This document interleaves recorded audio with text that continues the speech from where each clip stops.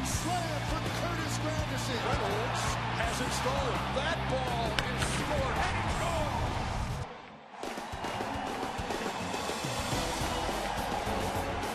Well, when you've been waiting 15 years to watch your team in a playoff game in your ballpark, what's another couple hours? And their patience has been rewarded. Rain delay is over. Teams are ready to go. It's game one of the American League Division Series between the Yankees and the Orioles here on TBS. Good evening, everybody, and welcome to Camden Yards. What a tremendous atmosphere here tonight. I'm Ernie Johnson. This is John Smoltz, and this is Cal Ripken. Just the other night, we're watching the Orioles in Texas win the wild card game. How would you characterize this team that now prepares to take on their rivals, the Yankees? Yeah, now this is a different Orioles team. They're not intimidated by the Yankees at all. Maybe in the past, but not this team. They went down the month of September, grinded it out against them. They split the series, 9 wins to 9 wins. And along the way, they might have figured out the secret to CC Sabathia. Sabathia owned them in the past, but this year they beat them twice right here in Camden Yards with the big bat of Adam Jones leading the way, a lifetime 341 hitter, 3 home runs against Sabathia. And let's not forget Mark Reynolds. Mark Reynolds tore up the Yankees pitching staff, especially in the second half, with 7 home runs. So this Buck Showalter Orioles team, they will compete. Last month of the season, these guys were tied for first place in the East 10 different days. But the Yankees prevail. And I guess 2 words describe them right now, John. They're hot, they're healthy. Well, they are. And the last 20 days was a test to win the division. And what winning the division did for the Yankees, it allowed them to set up their rotation. Now, they do have home field advantage, even though they're starting on the road. But the best way for them to win the series is to set up their rotation with CC Sabathia. He's been 5-1 while donning the Yankees uniform. And look at that ERA. So what they have, they've had a lot of pressure on them, but they've got CC Sabathia top, and then they've got a hitter that is as hot as anybody in baseball, 24 for his last 39 to end the season. So although the pressure's on the Yankees, they're primed and ready to get through this division series, and I'll tell you what, it's going to be fun. First 2 games of this series here in Baltimore, the next 3 in New York. You ready to get started? We are too, and we'll do that right after this.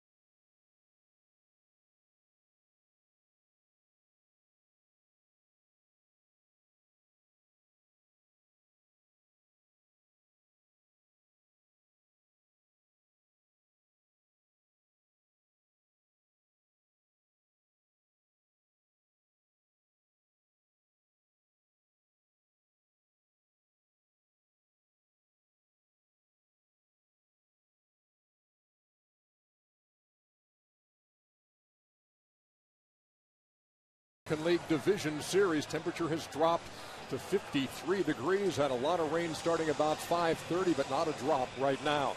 The fourth member of our crew is Craig Sager. Craig. Well, the cold front has moved through. The cumulus nimbus clouds have dissipated. And with me, Executive Vice President of Baseball Operations, Joe Torre, who made the decision to play ball. How did you reach your decision, and how confident are you that we will not have any interruptions? Well, Craig, I'll tell you, a year ago when we had to call the game so early, we had a real bad forecast down the road. I mean, this one, we knew it was dry out there somewhere. And not that I know all this, but I'm told this. Nicole has done a great job, the groundskeeper with the Orioles. And we just, kept kept both clubs informed of what was happening. And, everybody was in agreement that we wanted to try to get this game in tonight if at all possible. And right now it's dry, and we expect it to stay that way. Has your focus, or maybe the way you go about making these decisions, changed because of last year? We documented the Verlander and Sabathia game. Well, the last thing, and I can speak to you as a former manager, the last thing you want to do is get your pitchers up and down. So we were trying to avoid that, basically knowing that the rain was going to start and stop. And so with, everybody understood it, and I'm just glad it worked out. The rain has stopped. We're ready to start. Back up to you, EJ.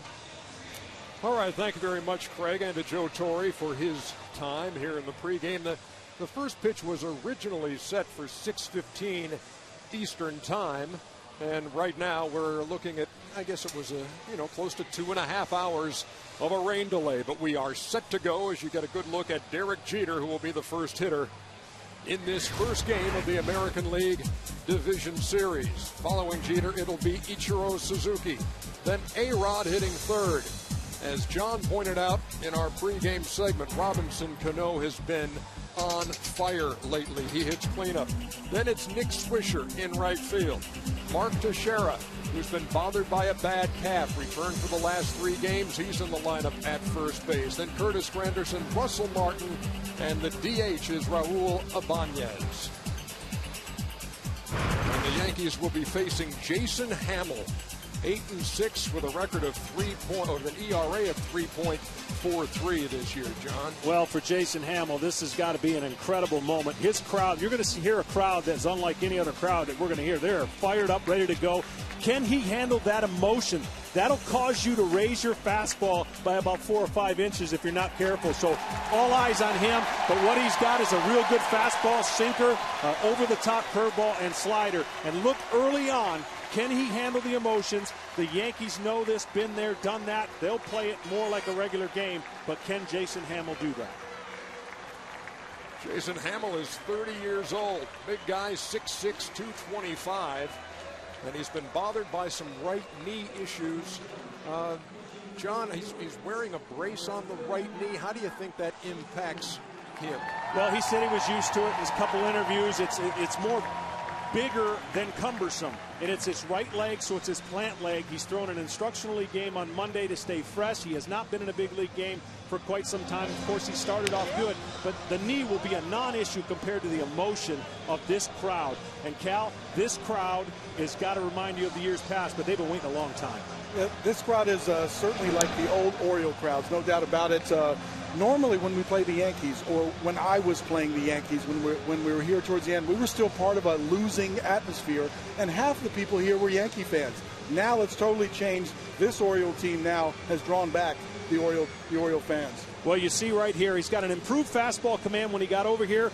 Really good curve, slider, combo, and the knee brace, not an issue. They made a mechanical change to get him throwing inside, and I'll explain that later, his knees versus outside, kind of a bow-legged situation. So he's adapted well, started off on fire. He won 8 of his first 10 decisions, so he was 8-2 through June 22nd. Took a no-hitter into the 8th against Minnesota, took a no-hitter into the 7th against the Atlanta Braves. But then he lost 4 straight decisions. He was having trouble with the knee. He had it scoped. And then when he did come back, his first start was against the Yankees. Did all right, no decision in that one. And then his last start was September 11th against Tampa Bay. Only went 3.2. And then he had more pain in the right knee. They sat him down and rested him. So his first start since September 11th. There you see the umpiring crew. Tony Randazzo behind the plate. Angel Hernandez at first. Brian Gorman makes the calls at second. Field and Colbreth at third. And, of course, down the lines in playoff time, got Mike Everett down the left field line and Mark Carlson in right field. So after a delay of nearly 2.5 hours, we are ready to go. First playoff game in Baltimore since 1997. Here's the first pitch to Derek Jeter, over for a strike. Derek has been very aggressive on that first pitch during the course of the season with a great deal of success. So I'm kind of surprised that he went ahead and took that one right down the middle. Hamill to the plate. Misses with that one. Great year for Jeter. 216 hits. Led everybody in baseball. And it was the second most in his career. He grounds this one up the middle and through for a base hit.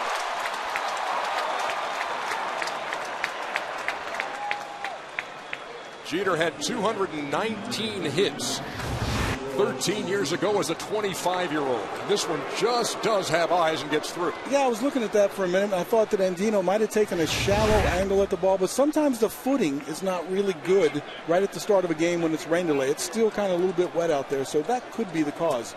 But anyway, a seeing eye base it up the middle. So Jeter at first for Ichiro. And what a difference he has made to this New York Yankee team since coming over from Seattle.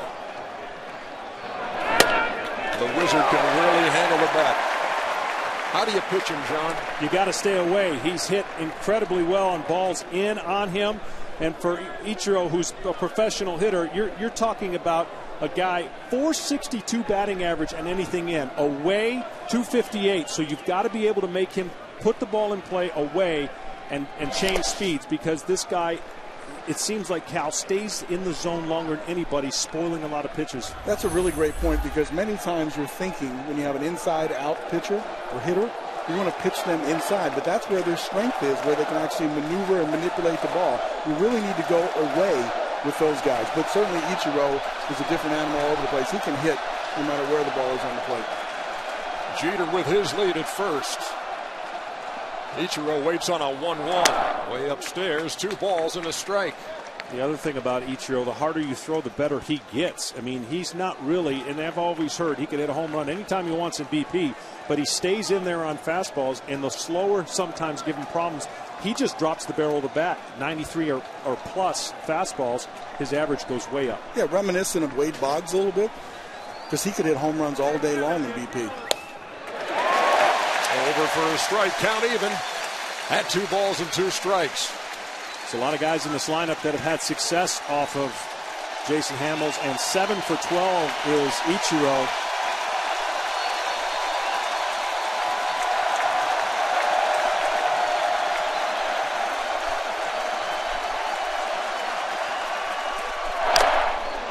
Got a piece to hang in, 2-2. There's a lot of things that he does to make it tough on pitchers, but here's what I think signifies Ichiro. When his hit distribution, 43 hits to left field, 48 hits to center field, and 54 hits to right field. That's using the whole field. Yeah, take a look real quick at Andino. Andino has to play a little bit more shallow because of Ichiro's speed, which then opens up a couple holes on that right side. Hamill checks Jeter and comes to the plate. And the count full to the 2-time American League batting champion. Came to the Yankees from Seattle on July 23rd. 67 games with the Yankees, hitting .322. And you see A-Rod on deck. Ichiro doesn't put as much pressure on the infielders now, but they still have to respect his speed. Jeter on the move, and that ball slapped into the gap in left center field. Jeter is around third, and he'll be waved home. The Yankees are on the board. Suzuki is at second with a stand-up double.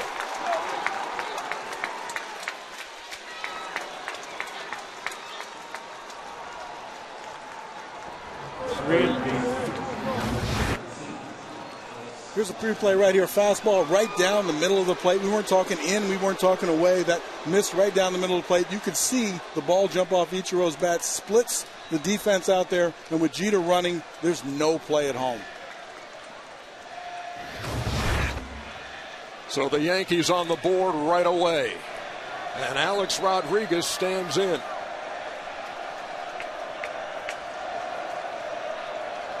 Hardy right behind Ichiro at second, who takes off for third, and they got it.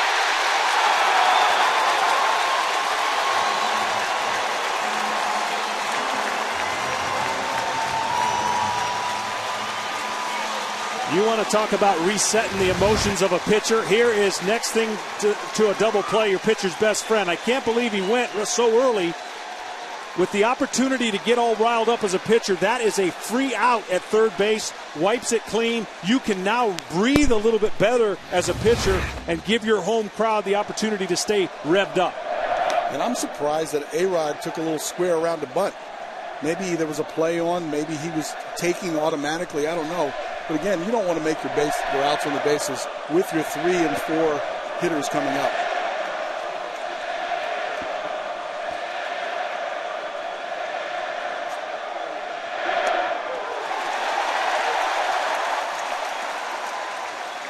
Well, we forget Ichiro has played this game a long time, but this is his first postseason game in 11 years. So maybe he's amped up a little bit as he took off for third, trying to put a lot of pressure on the pitcher.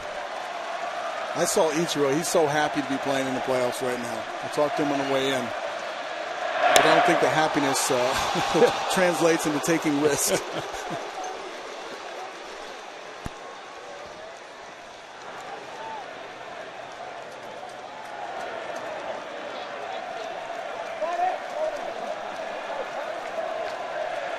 I did talk to Alex. Alex had an aura of confidence today when I talked to him in the clubhouse. He hadn't been swinging the bat real well.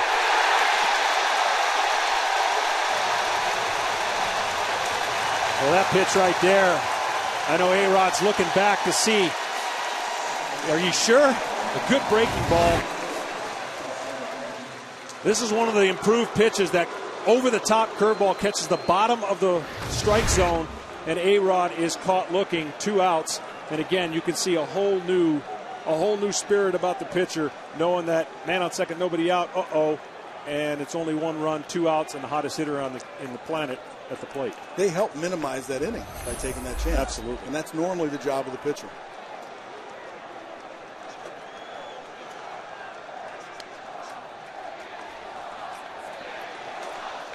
For Cano lately, inside has given him a little trouble, but everything else has given pitchers trouble.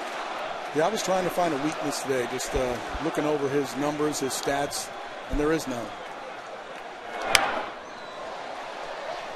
Fouls away the 1-0, down even at a ball and a strike.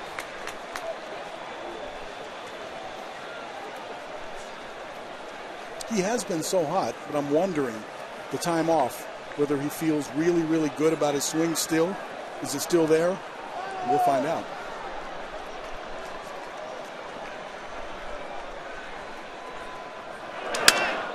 Shatters his bat on a fly ball to right. Chris Davis settles under it for the 3rd out. The Yankees get on the board of their half of the first. The Wizard with a gapper, plating the captain.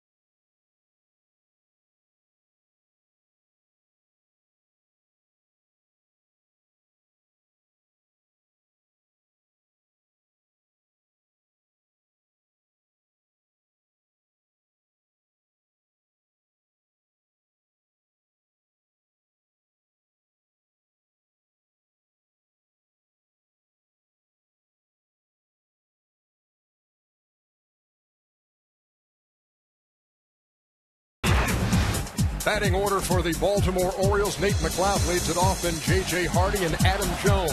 Matt Wieters is in the cleanup spot. Then it's Mark Reynolds with all those home runs against the Yankees, 7 of them this season. 20-year-old Manny Machado at third, then Chris Davis. The DH is Lou Ford and Robert Andino. That's ninth against CC Sabathia. Nate McLeod has stepped in. And Sabathia to the plate.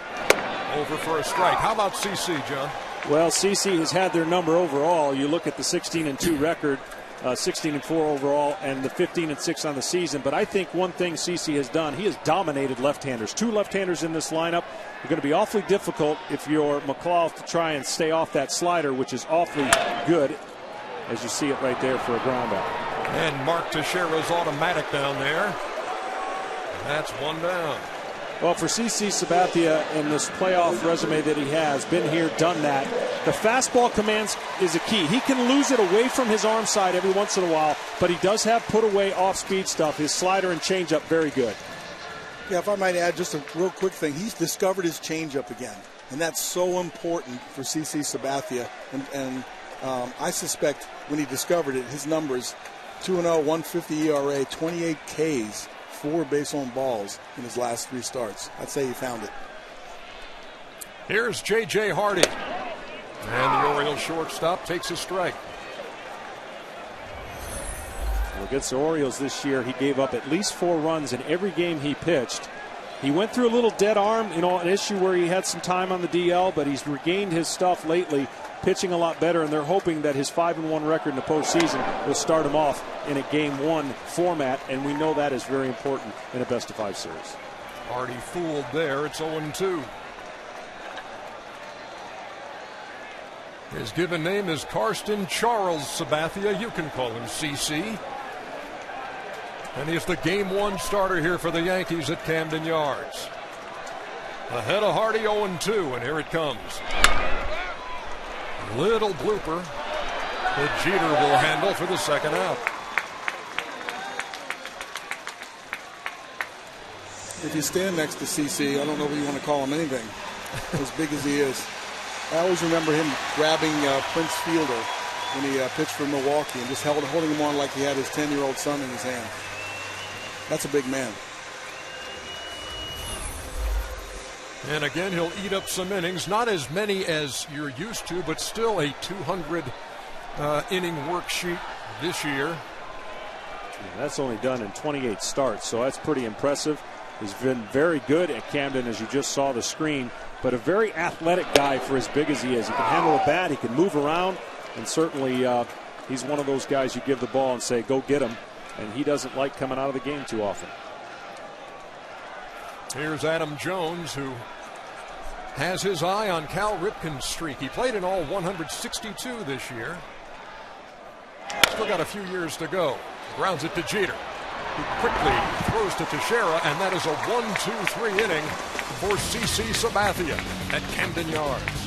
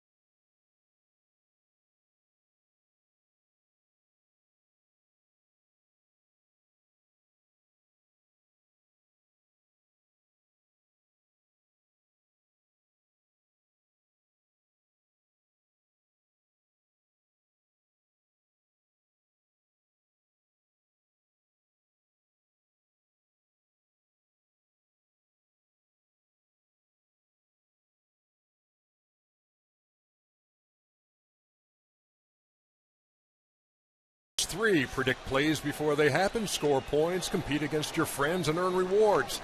Download the app by visiting tbs.com/social dugout or text dugout to 68398. Top two here in Baltimore. And Nick Swisher will lead it off for the Yankees, who lead it 1-0. Hamill with a breaking pitch that missed, 1-0.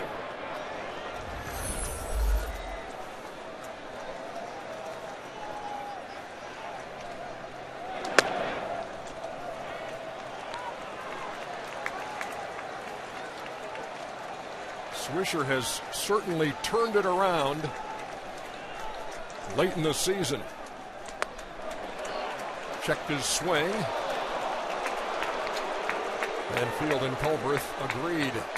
Certainly Nick, he likes to get ahead in the count. He's one of the best 2-0, 3-1 hitters. And he didn't go there. Other pitchers tend to have a different opinion. We have a bad view. That's all there is to it. Straight on. Everyone thinks they have a swing. A 4-pitch walk to Swisher, who going into the Boston series on September 11th was on an 0-for-27 cold spell and has hit .367 since. He's at first with the free pass, and here's Mark Teixeira. The trait for these Yankee hitters, they're willing to walk when you don't throw them a strike and put the bat in the next person's hands, and they just wear you out with that offense. Eventually, you're going to have to pay the piper. Teixeira, a switch hitter, takes a strike. 0-1. Well, besides getting your fastball over, which every pitcher wants to do, these hitters for the Yankees love the fastball. They love the first pitch.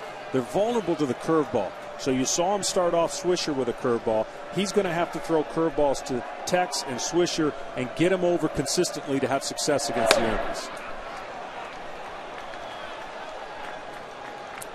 Teixeira's been bothered by a bad calf. In fact, he was out, tried to return in a game here in Baltimore and aggravated the injury in September. Just did come back for the last 3 games against the Red Sox and went 1-for-12. It was a controversial play in which Teixeira aggravated the injury. Game-ending double play, although the replay shows that he did get in there with a head-first slide. It ended the game. That was a game Baltimore really had to have, and of course it went neck and neck all the way down the last 15 or so games, with New York edging them out in the last couple games. The 2-1 fouled away. You know, we talked to Joe Girardi a little bit about, do you tell him to kind of play half speed a little bit? Do you tell him not to get injured? And he says, wait a minute, once the game starts, Tex is going to play the game. So I can tell him all I want, but he's going to play hard. He's going to play all out. Swisher with a lead at first. Teixeira waits on a 2-2 from Jason Hamill.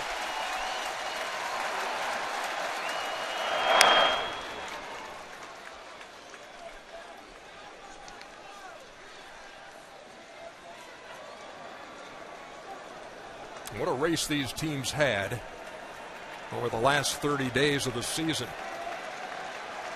10 times they were tied for the lead, but the Yankees never surrendered it. Their biggest lead was a game and a half until the final night of the season, when they finally won the division by 2. Teixeira pops it up, and J.J. Hardy puts it away. Well, that was he got away with his first hanging slider, a slider over the middle of the plate. Just got enough in to cause Teixeira to pop it up, but that's a pitch that's got to be a little more effective. As we sit here, you see how the catcher's set up, and that's, he's lucky to have that one stay in the park, so Tex just missed it. That certainly is a hanger, and I think with a little bit more timing, that might show the rust a little bit on Tex. He hits that pitch normally.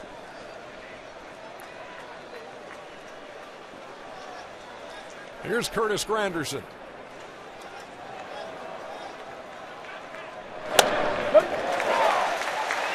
Granderson led the Yankees in home runs, and the Yankees led baseball in home runs. In fact, set a franchise record. Again, another Yankee where most of those home runs come on fastballs, so you got to get ahead of him and be able to throw that pitch effectively and certainly get him to swing outside the strike zone, which he will.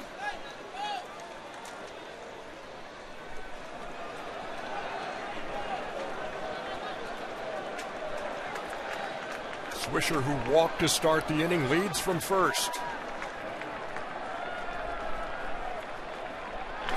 Granderson with a bullet. Nice play by Mark Reynolds. There's one.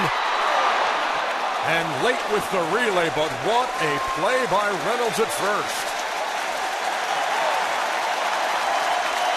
Reynolds has been doing a fantastic job at first base. Had a few issues early in the season at third. But here he comes off the base.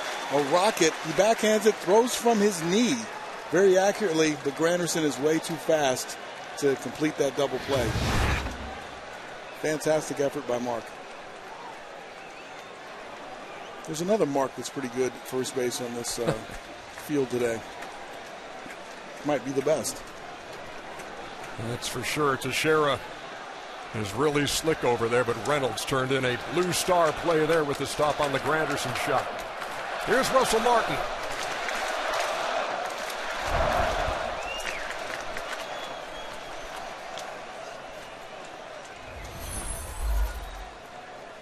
The defense was a problem for the Orioles early.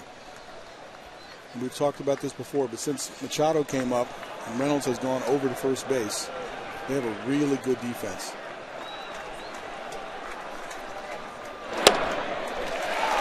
Martin takes a strike on the corner. Been really surprised. Martin has struggled most of the year. Timing has been great. He's come up with some big hits, some big home runs. But when you look at, as a pitcher, you look at all the averages that he has against certain pitches, you go, what? Nothing in the, they're all in the hundreds except for fastball is at 253. Every other pitch below 150 almost. And you almost feel like that's got to be a wrong statistic. That can't be for a big league hitter, but it is in this case. And the key, of course, for the Orioles is to execute those pitches to keep those numbers where they're at.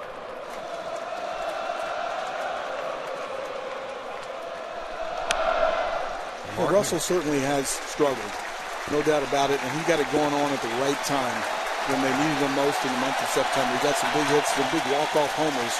He's feeling way more comfortable about his overall swing right now than he was early. A sea of orange here at Camden Yards. Getting behind Jason Hamill.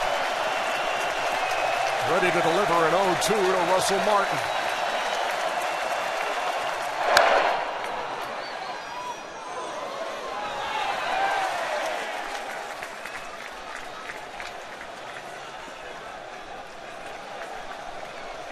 I believe that was a high fastball by design.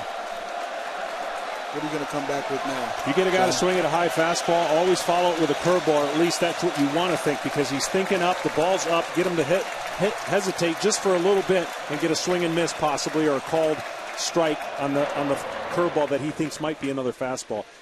I love that quadrant difference. I just don't think when you swing at a high fastball that he'll chase a low slider. That's too big of a difference for a hitter's eyes. I want it to recognize like that high fastball and make him just move just a little bit with his hips and maybe get him out on front. Again, we're doing 0-2. And grounded foul past Machado at third. What about coming back with a high fastball again? Taking his level a little higher, see if he chases that one. Is that an option? Yeah, it certainly is. And you saw right there, if that curveball, it was a high curveball, it allowed him to stay on that same plane. If it had been down just a little bit, it might have changed the trajectory of how he swings at it. But now that he's changed the eyesight, he can go down or, like you said, higher than high and create that same quadrants, the difference of what you're trying to do to a hitter. It's all a guessing game, and certainly you're trying to just see what he's guessing and do the opposite. I got news for you. When it's 0-2, it's an emergency situation for the hitter.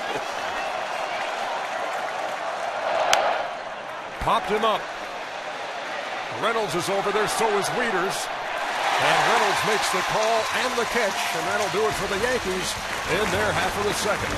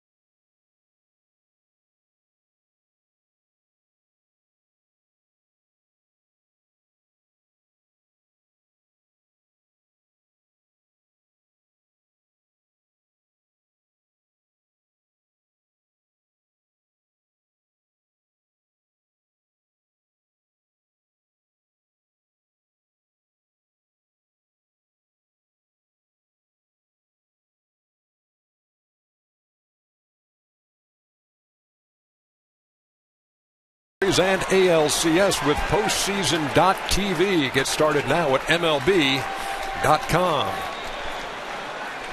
We move to the bottom half of the second at Camden Yards. Yankees scored in the first. 4, 5, and 6 hitters coming up for Baltimore. This is Matt Wieters, the catcher who's hit 23 home runs and knocked in 83 runs. Takes ball one from CC Sabathia.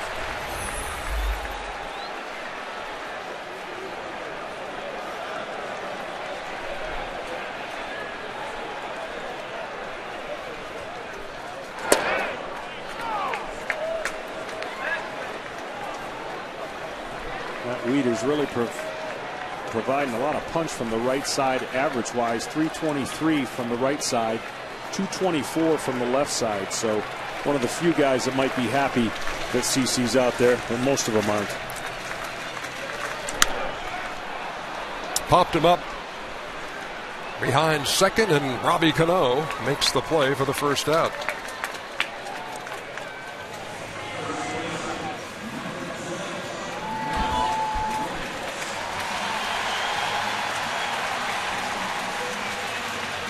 Well, here's Mark Reynolds.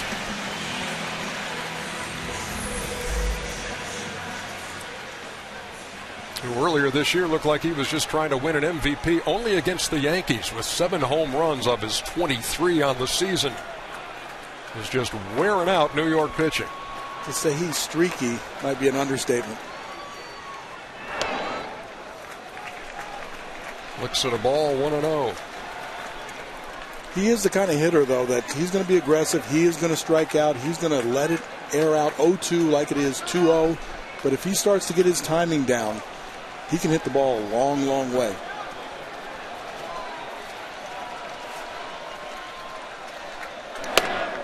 Came up empty there, a ball and a strike. He fouled a ball off his foot on the last night of the regular season. He's a tough guy and had the MRI on it. Nothing broken. Ready to go as he played in the wild card game on Friday and is at first base again tonight for Baltimore. Here comes the 1-1. So, Cal, I'd ask you, is it a lack of pitch recognition, not being able to change, or sometimes the pitchers are hitting his bat? I mean, when you go through streaks like that, it does look like he misses pitches by quite a bit, and then there's times where it looks like a beach ball. Is that just part of... Like I don't know if I can offer an opinion when missing a ball by that much, because when you go to swing the bat, you have a pretty good idea where it is. You get fooled quite a bit, but he is. It's a matter of timing, how he gets the bat back, how he recognizes the pitch, and it's not just a fastball. It's not just a breaking ball. When he's swinging well, he hits it all. Yeah. He might give you a false sense of security by missing the first 2 by a foot and try to throw him the third one, and he'll get you. 2 balls, 2 strikes, and here it comes. And Mark Reynolds caught looking for the second out. 5 up and 5 down for CC Sabathia. And what that is, that's a back door. That is so difficult for a hitter. That starts way out and catches the bottom part of the outside strike zone, as we saw pitch tracks right there. That's a ball 90% of the way, and at the last minute, you see it come back over the plate, and by that, it's too late for a hitter to pull the trigger. Great pitch for CC Sabathia. The hitter gives up on it. Seemingly it's away, and all of a sudden it breaks back over the plate. You know, nothing you can do with that. CC looks really sharp today.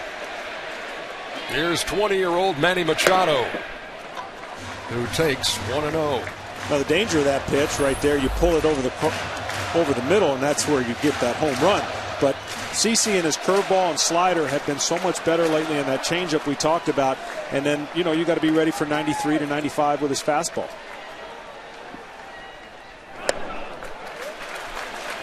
Machado made his debut on August 9th. Tripled for his first big league hit. Hit 2 homers in his second game in the majors. It was that kind of an opening week for Machado, who was the American League Player of the Week in his first year in the bigs. The first week he's there, making an immediate impact. And at 20 years old, great defensively, Cal, a guy who they look at as the shortstop of the future, but came to the bigs playing third. Certainly, he's very mature for his age. I think they were worried that it might be rushed a little too soon, but he stepped right in at third base. And I told him today, I think your experience at third will help you ultimately when you go back to shortstop. But I've been really impressed with the way he's handled himself, both at the plate and also at the hot corner. And here in this American League Division Series, Machado can look down the third base line and see his idol playing third, Alex Rodriguez. They both wear number 13. Machado says that's what he was given when he reported, didn't request it. That's really cool to me because I talked to Alex as a young man, and some of the words that he brought back to me, and I talked to Manny Machado, around the same age, and they were almost identical. That's eerie to me. They understand the position. They understand where they are. Payoff pitch on the way. And Machado goes down swinging and throws down the bat in disgust.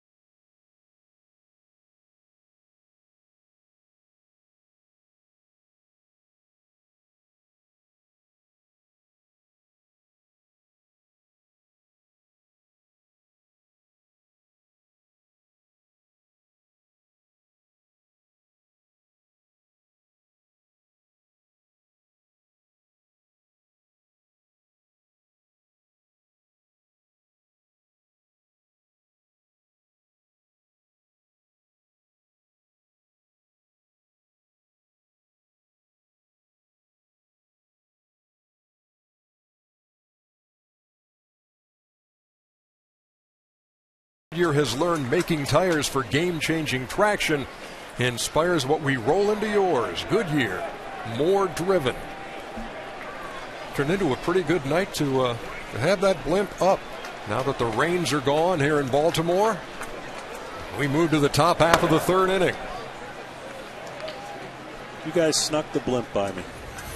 I know that's still one of your playoff when your playoff dreams. Does he want to drive it? Yeah, I'm going to. Not want to, I will. That's on the bucket list. We'll have to talk about that later. I don't know why. This is Raul Ibanez leading off for the Yankees in the third. He's the designated hitter, hitting ninth, and pretty good X factor in this series. This guy's come up with some big hits.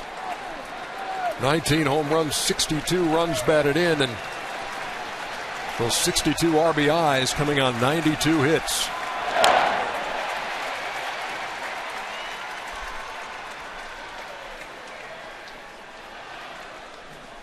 I'm wondering what the expectations was from the Yankees when they signed Raul. Still a good hitter.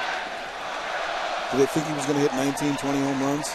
With that porch out there? Absolutely. I think they felt that his fly balls, short porch right, short porch left, and catch lightning in a bottle, and certainly has. He's come up with some big ones. That's a bandbox, by the way. I didn't expect anything less from you. That's a pitcher talking. You a pitcher. Up and away. 2 balls and 2 strikes. This is a cozy confines for a hitter as well. You can reach all parts of the ballpark. It does play a little bit bigger than it appears, and that warehouse makes this feel much smaller and much more intimate. It's a beautiful stadium. Yeah, that ball's hit well there, Cal, but foul. Earlier this week, Ibanez against the Boston Red Sox, and this is after the Orioles had already won in Tampa Bay. 9th inning, 2-run shot to tie the game, and then delivers a walk-off single. That was a huge hit. Brought a lot of magic back to that Yankee team. Now they get the home run. Hamill punched him out for out number 1 here in the 3rd. I'll tell you the other thing it did. The Yankees had not won a game when trailing after the 8th inning, which is, to me, one of the most amazing with all that they have on their team. So that was their first game when trailing after 8 innings, and they won that game and ultimately helped them win that division as they went on to win the next couple games. Yeah, I saw that stat, and I thought, it can't be. They're too good not to have come back once. Here's Jeter. Singled his first time and has scored the game's only run.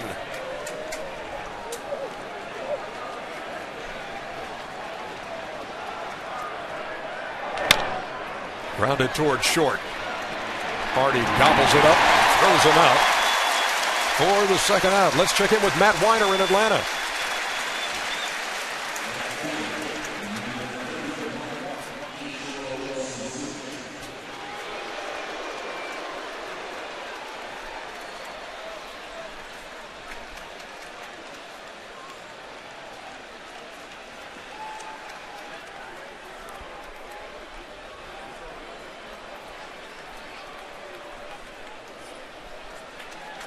All right, thank you very much, Matt, and what a masterful job Matt and Eck and Boomer did in filling a lot of time during a rain delay.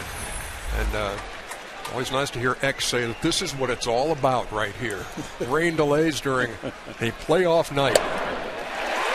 Ichiro takes a strike, 0-2. Well, whatever nerves he may have had in the first inning, his fastball has honed in, his curveball, the touch on it. Nice adjustment for Hamill, who have not had a lot of experience in these type games.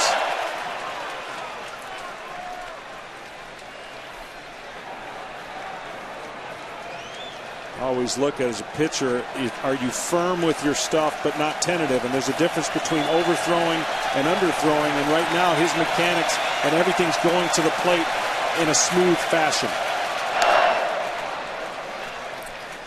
In case you're just joining us, here's what happened in the top half of the first. With Derek Jeter running, Ichiro slapped one to the gap in left center field. Stand-up double that scored Jeter. And that's where we are, 1-0 New York. And Ichiro waits on a 1-2.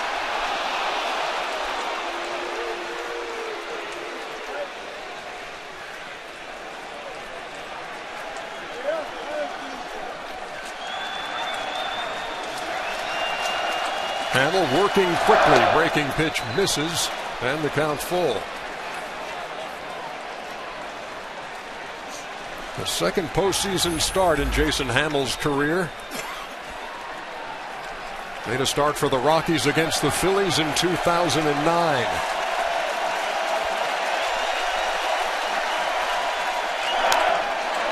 And Ichiro somehow, on 1 foot, stays alive. There's a good shot right here, where they're playing Ichiro. From up here, you can see he's a lot more shallow in left field. Nate's right there, so when they shot the gap, it's easy to pass through for that extra base hit. But they're trying to take away that little chinker that goes down the line, that little bloop thing that he's so good at pushing out there. fouled off over the Yankee dugout. And the count remains 3-2. Sometimes you have to give up something to get something, and clearly they have something in the spray chart that indicates this is where we want to play.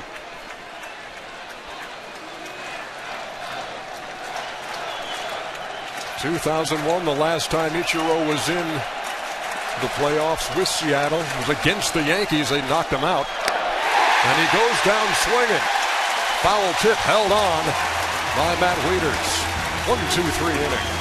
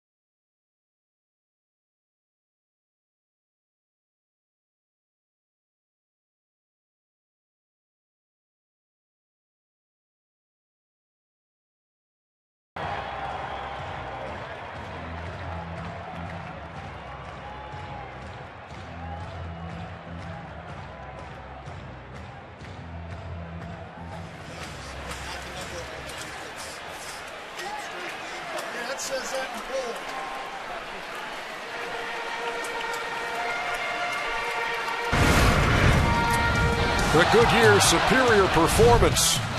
Guy who's coming to the plate right now for the Orioles, Chris Davis, had a streak of 6 straight games with a home run snapped on Wednesday night, hitting .360 lately, and has just natural, easy power. Be amazed at how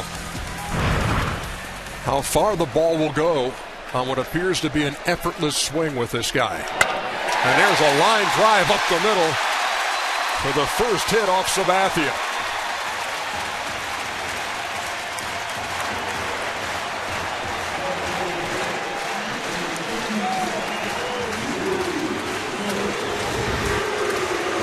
You described his swing very accurately. It's an effortless looking swing, short, not a whole lot of body in it. Pops it, but the ball jumps off his bat. Line drive to center field. That's good anticipation right there. Guessing that he's going to throw you a first pitch fastball. I mentioned how tough CC can be on left-handers, especially when he gets 2 strikes on you. So he took advantage of that guessing game between the pitcher and the hitter, and the hitter won. You hear the chorus of Lou's here at Camden Yards for Lou Ford, the DH, who in his career 9 out of 39 against Sabathia, but 2 of those have left the park. We're talking about the X factor with Ibanez. This could be one against CC. Shattered his bat, base hit to left. Davis will hold at second. They're at first and second with nobody out.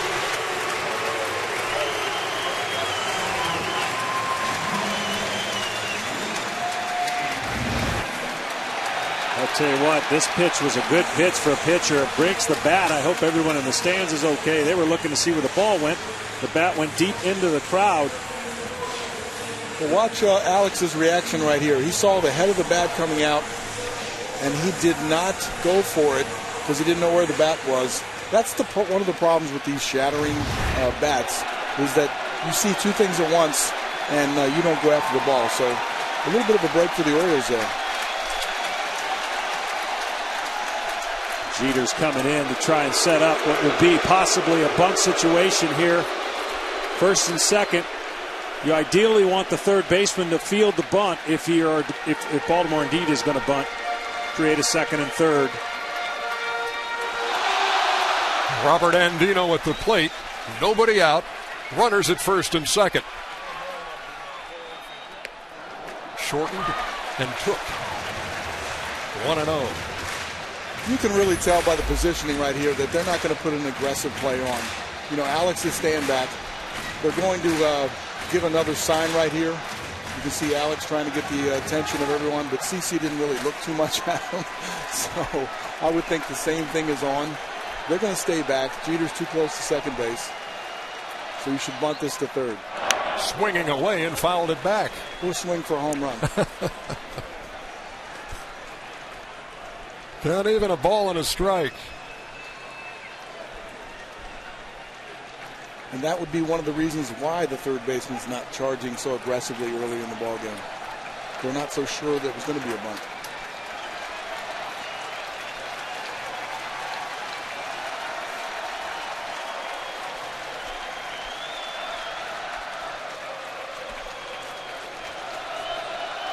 It's not a good feeling when you're Alex Rodriguez over there right now. You know, you want to stay there, but at the same time, you just saw the swing. And the ball gets down there very quickly when you're in front of that bag. This time Andino does get it down. The play will be to first. And they get Andino, but the runners move up to second and third.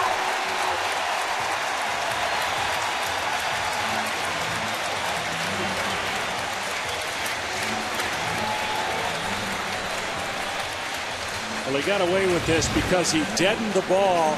You see that right off the end of the bat. Traditionally, when it's back to the pitcher, you could have a play at third, but it came off the bat soft, and therefore allowed the runners to move up and get a good jump. And now, Orioles with contact, other than third base, should tie the game.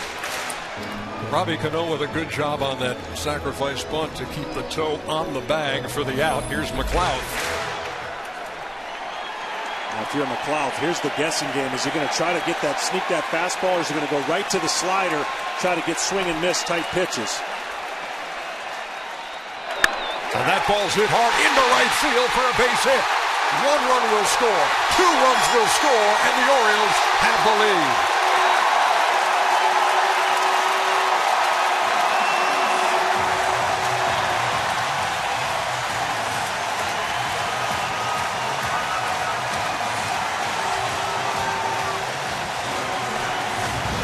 Got to believe right here he's looking location, because that's a hanging slider, which would be a fastball over the middle of the plate.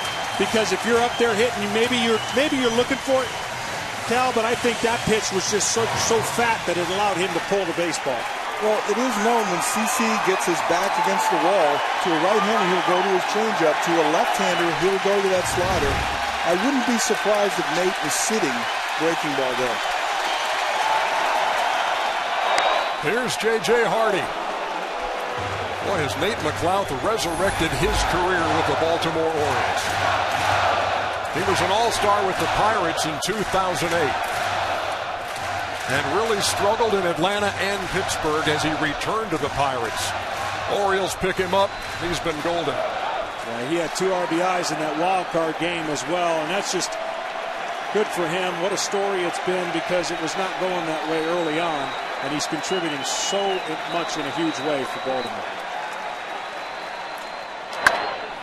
Hardy with a grounder to second. Cano, Jeter, Teixeira for the double play. But the Baltimore Orioles have taken the lead. It's 2-1.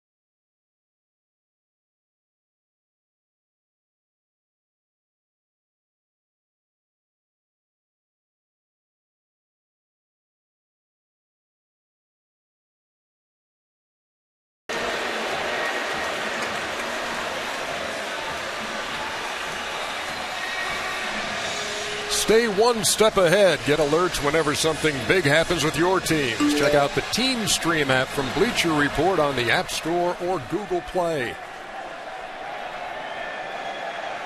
Top half of the fourth inning. Game 1, American League Division Series.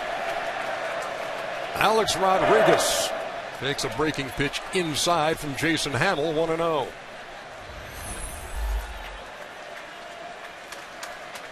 A-Rod caught looking his first time.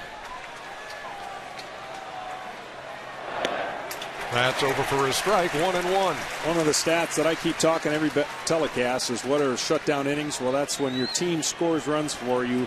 Your pitcher's job is to go put a 0 up there. For Jason Hamill, 2.56 ERA and the opportunities that have presented him. So not too bad right there. Good ERA and the ability to shut down the other team when his team has rewarded him with runs.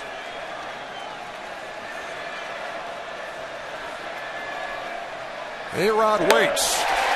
Comes up empty. Ball and 2 strikes. Rodriguez missed 36 games with a broken left hand. Felix Hernandez got him with a pitch. And since coming back from the DL on September 3rd, hitting .261, 3 home runs, 13 runs batted in. He's behind 1-2. And that just missed.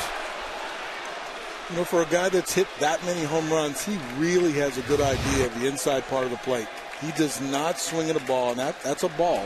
It's just inside, but I'm amazed at his discipline on that pitch.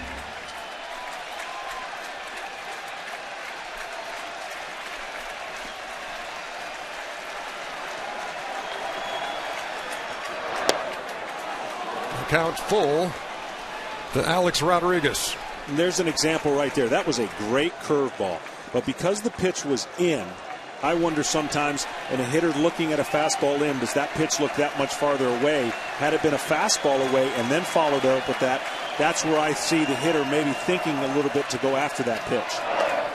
I mean, Alex, as you can see, he will not swing at a bad pitch. He doesn't panic when he gets 3-2. Leadoff walk here in the fourth. We check in with Craig Sager.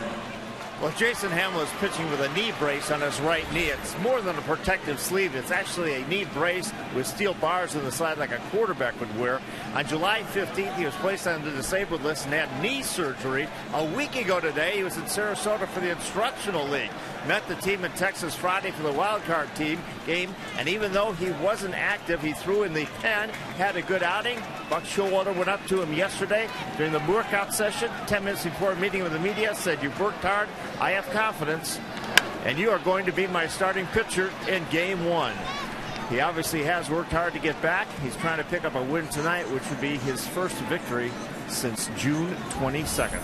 Well, I'll tell you what, Greg, and for Buck Showalter, I don't know that they have a ton of options, but they're not afraid. They're not afraid with numbers 0-6 starting in Texas for Saunders, a guy who hasn't pitched much, maybe doesn't have all his stuff. They believe in their guys. They run them out there, and they say, that's my number one every time they run a guy out because they really don't have a true number one pitcher. He jumps ahead of Robinson Cano, the most dangerous hitter in baseball right now. 0-2. Coming right after Robinson, but I would have to ask, though, that 3-2 choice of a breaking ball in your shutdown inning and walks him. Cano flied out to right his first time. Not only does he take a 9-game hitting streak into this game, it was a 9-game hitting streak featuring multi-hits. I agree with you, Cal, especially the way he took the previous breaking ball. That would have been a better choice, would have been a slider, which looks more like a fastball, and you have less time. That curveball, you can follow it a little bit. He followed that first one as good as you could follow it, thinking that it was coming. So maybe the next time he's up, we'll watch to see the pitch selections if they change. It's certainly all about reading and making the adjustments on those. But I tell you what, he hasn't driven the ball. He hasn't hit a lot of home runs lately. I know he's a home run threat, especially here. He's hit a ton of home runs in this ballpark.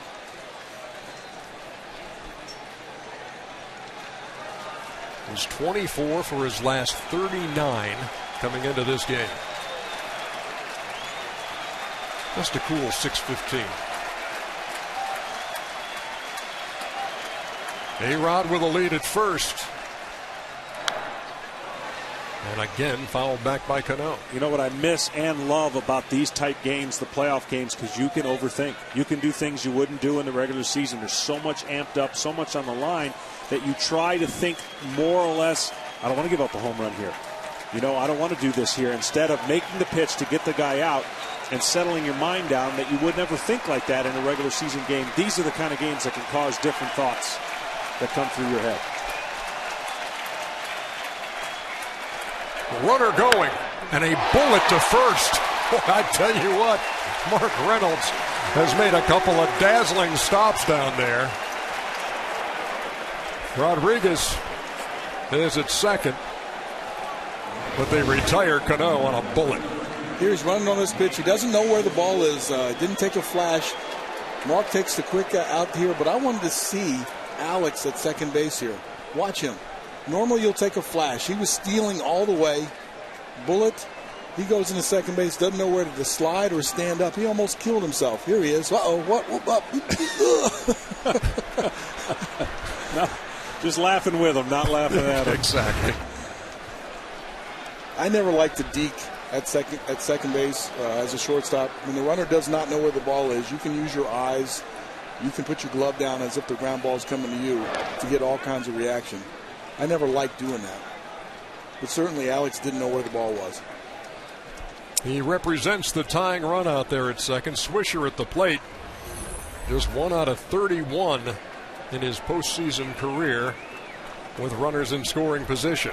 And that shows you the difference of what this game can be, because he's been pretty good this year at batting .301 with 11 home runs with runners in scoring position.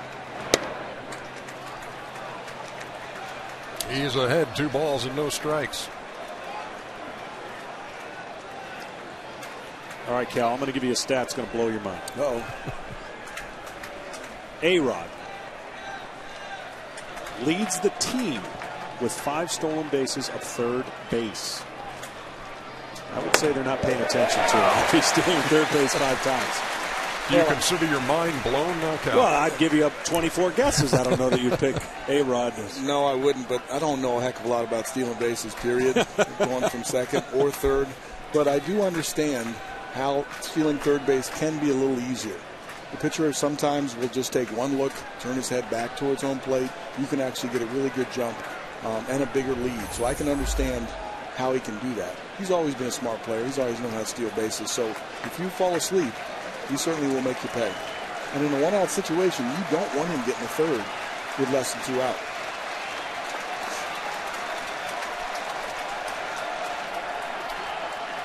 Two balls and a strike. And Swisher takes down low. He walked his first time.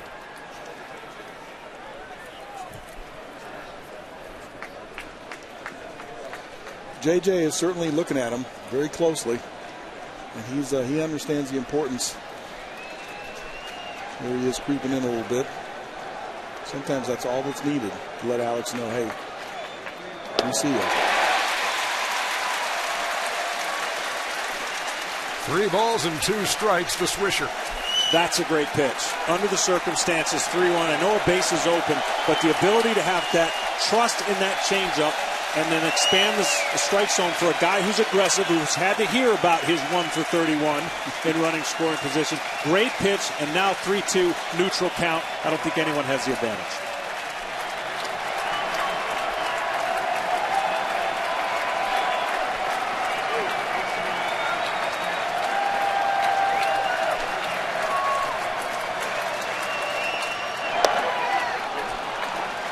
The 3-2 misses, and that is another walk for Swisher, and puts runners at first and second.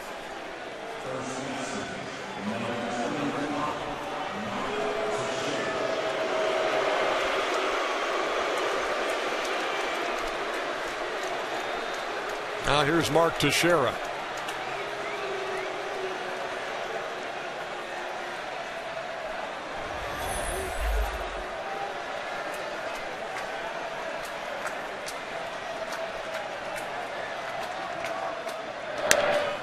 Well hit, but foul past first.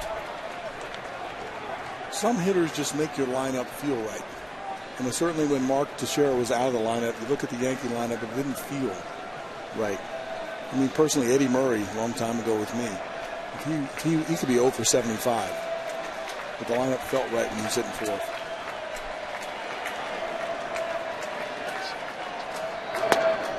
Nowhere near with the 0-1. Count even.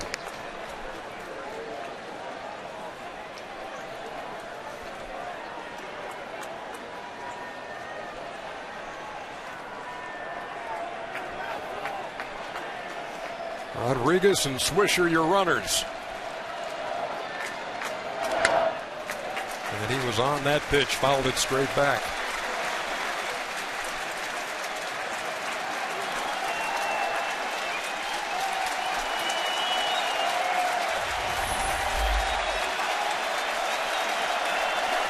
Another Yankee who has struggled in his postseason career with runners in scoring position.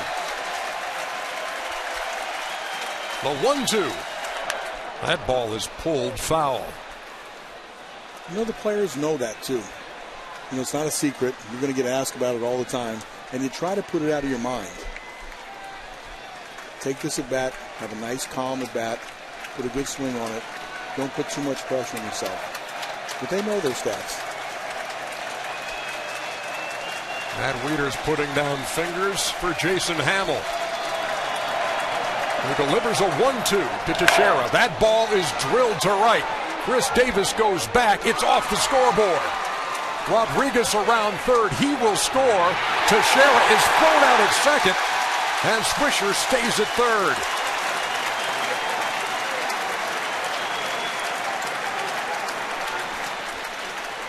So the game is tied. A runner's at third, but they do get an out. Yeah, Tex, he gets all this. Line drive off the wall. This is a tough read right here for Mark Teixeira. Ball comes right off the wall, comes to the second, right to Chris Davis here. Now, he has to be thinking there might be a play at home plate, but I still got time to throw the ball to second base. He's got a good arm out in right field, so unfortunate for the Yankees right there. It takes away the advantage of getting Swisher to third. He doesn't bust out right away. He's running okay. He's doing what his manager told him, and now he's seeing the reaction of the cap. I got to get to second. And certainly Chris Davis, who hasn't played that position a lot, played it extremely well. Markakis goes down, he goes out there. And those are the kind of things that you have to have happen if you're going to win games in the postseason. You got to execute what the team will give you, and that certainly was a great out that keeps them now with runner on third and 2 outs versus second and third, 1 out. That's a big play. So here is Granderson, and they will put him on.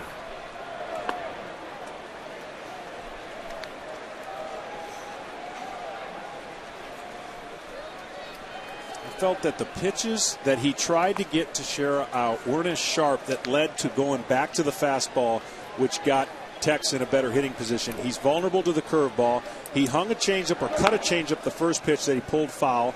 He wasn't able to make the pitches that I believe typically give Mark the most trouble. So now I get back into that, I'm going to blow a fastball by him, and it cost him this time, and he got a hit.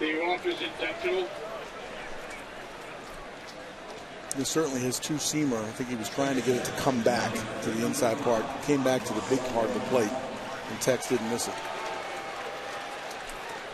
4th walk of the night for Jason Hammel, first intentional. Puts runners at first and third with 2 down for Russell Martin. You never know how they're going to play out in the game, but so far the Yankees have given the Orioles 2 big plays. The steal of third, Vichero quieted the rally. That throw out at second could quiet the rally. 2-2 right now. We'll see how the game plays out if those are loom bigger than it really is. Runners lead from first and third, and wow. Spun the cap of Russell Martin.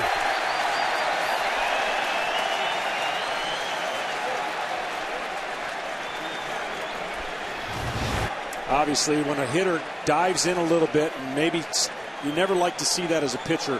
He's not trying to do that. He's trying to pitch him out in, trying to get him out in. The ball gets away from him, and you just hate to see that as a pitcher. Hopefully that's the last time we see that near the head, because you're not even trying to get that close. You're just trying to get the ball belt high down and in.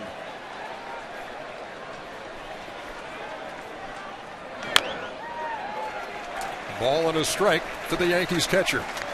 I'd even venture to say that he overthrew that, trying to reach back for a little extra, make a pitch, and try to throw it too hard, and his arm dragged a little bit, and that's where the ball ends up coming in, is up and in.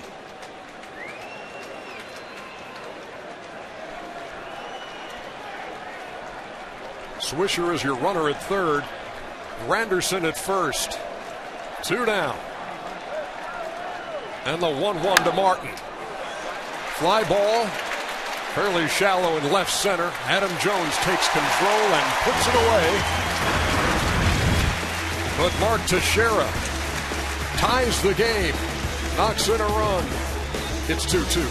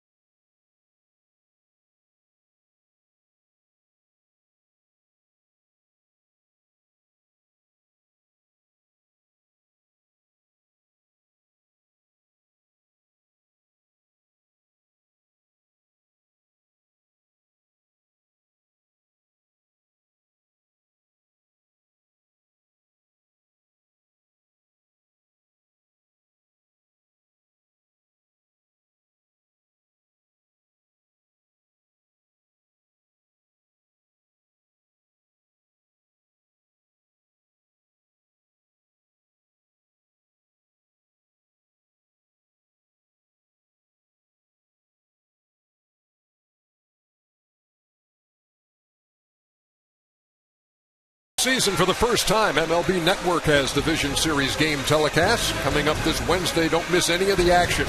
And a game you can see only on MLB Network. Go to MLBnetwork.com for schedule and channel number. Heard Matt Vasgersian, your buddy John, doing that Oakland-Detroit game today. The Tigers up 2-0 in that series as it goes to Oakland. And we go to the bottom half of the fourth inning. Adam Jones with a tapper foul off Sabathia. Yeah, two great stories in baseball, Oakland and Baltimore. And Oakland, unfortunately, just got a bad draw in a new system. They got the draw of Verlander and a start in Detroit. Detroit's up 2-0. That series is not over by any means, but now home field advantage is, you got to win 3 in a row.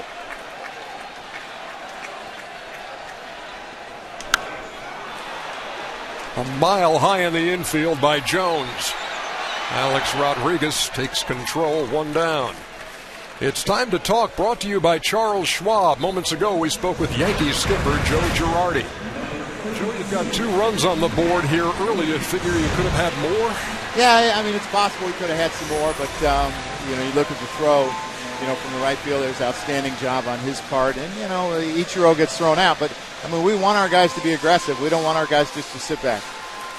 Joe, long delay, sometimes that can affect the pitcher. It doesn't look like it affects CeCe at all. He came out really good. Only 1 bad pitch so far in this game. Yeah, I think so too. I mean, I think the good thing was we knew that we were going to be delayed, and I kept the guys informed, and MLB did a good job of keep us informed that it wasn't going to be at 7, and we were probably going to meet again around 7:45. We just continued to talk, and it helped.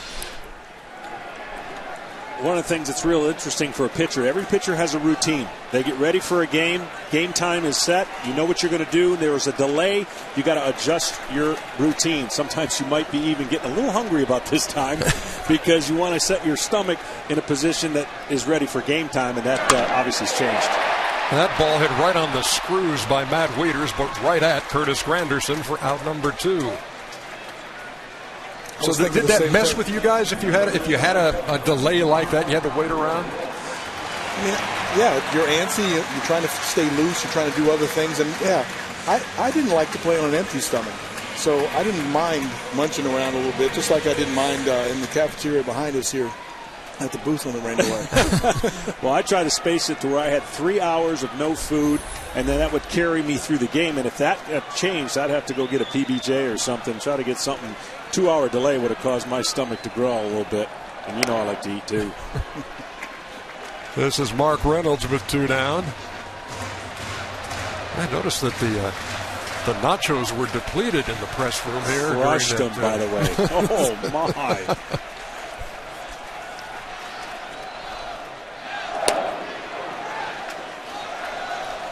Reynolds waves at that. Ball and a strike.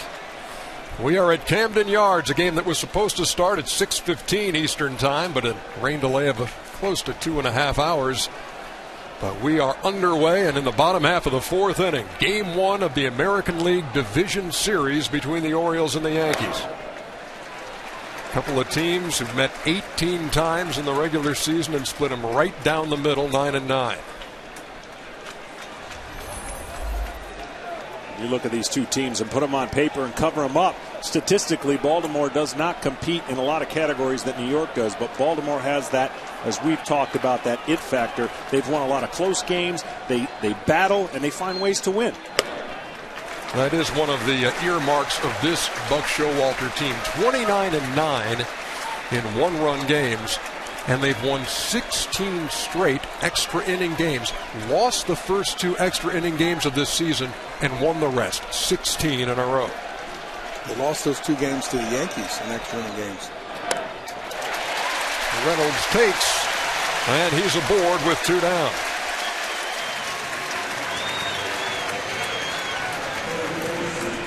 That is something that you cannot put. That pedigree doesn't go with every team. That goes with a special year, and when things are clicking, you fill in holes, you plug in people, and that's what happens. For this team, they have made so many drastic changes from last year pitching-wise. That's why this team is competing in the postseason. First walk of the night by Sabathia has Reynolds at first with 2 down for 20-year-old Manny Machado. Breaking pitch. And he took it for a strike. CC's a pitcher, not a thrower. He's not big and just throws hard. He mixes his pitches very well. 4 really good pitches.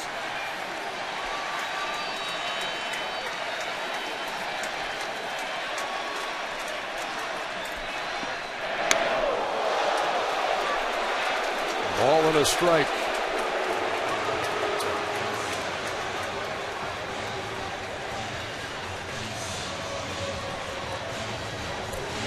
John, here's one that'll blow your mind. I'm ready. Youngest Oriole to homer at the age of 20, Machado, since Jim Palmer did it at the age of 19 in 1965. Get next to that. What? Jim Palmer homered as a 19-year-old for the Baltimore Orioles in 65, a pitcher. Jim could hit. Yep. I think he has a home run in the World Series, too. Well, you've ruined me for the rest of the telecast. Rendered you speechless.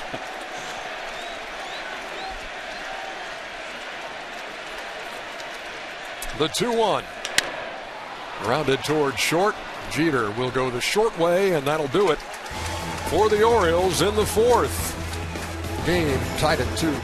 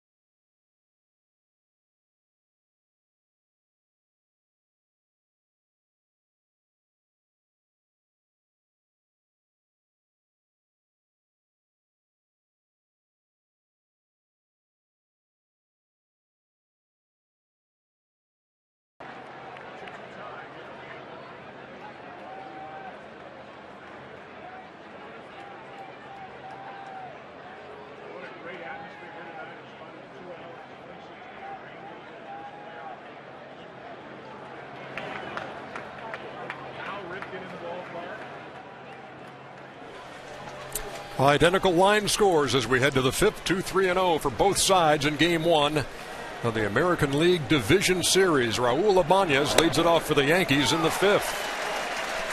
Struck out his first time.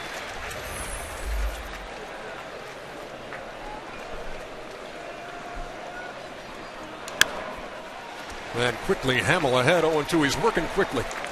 Well, he is, and he's starting to paint that outside corner, which is what you need to do. Establish your fastball, mix in.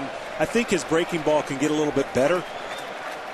than it has been, and if he does that, he'll be able to get a few more strikeouts.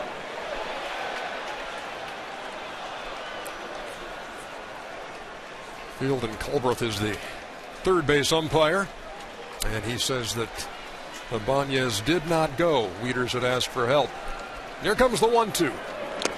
Checked it again, and again he didn't go. First glance, it looked like he went too far. I'm coming to your side of the fence there. Ooh, that was a real good breaking ball, too. I don't know how he even got to hold up as far as he did.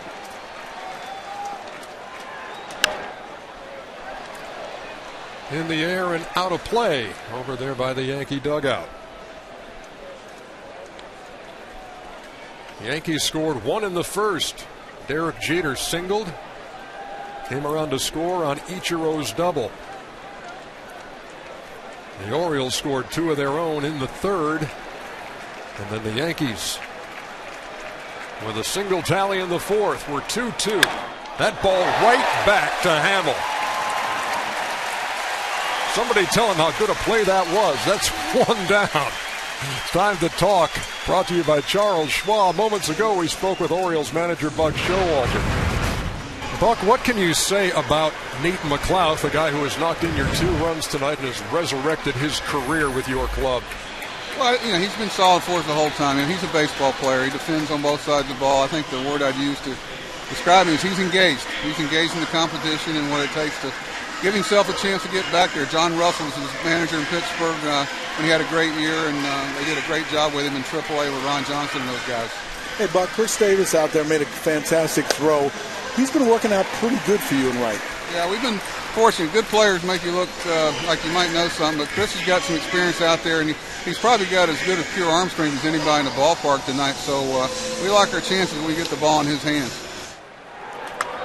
Fouled off by Jeter. Our thanks to Buck Showalter and Joe Girardi for their time between innings tonight. I've got a curious question for you, John. Right knee is more of a problem, or left knee if you're a pitcher? Yeah, that's the chicken and the egg. I mean, you want to be able to stay back and drive, but you also want to be able to land on your left knee. I think what he's been able to do without a bunch of game experience so far to this point has been impressive. The 0-2, and he gets Jeter looking. Let's go to Atlanta and Matt Weiner.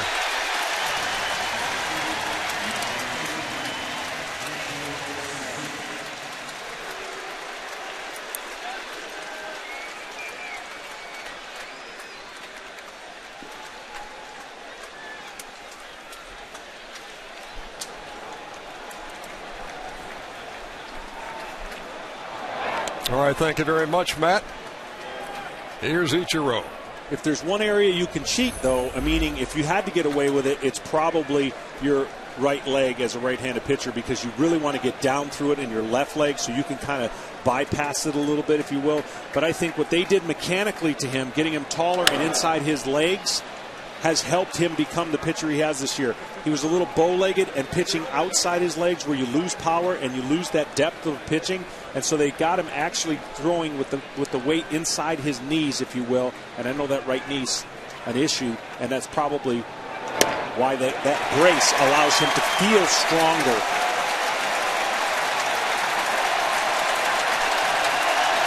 Hamill walked 3 hitters in the fourth, one of those intentionally. Here in the fifth, trying to get the Yankees 1-2-3. And Ichiro fouls it back.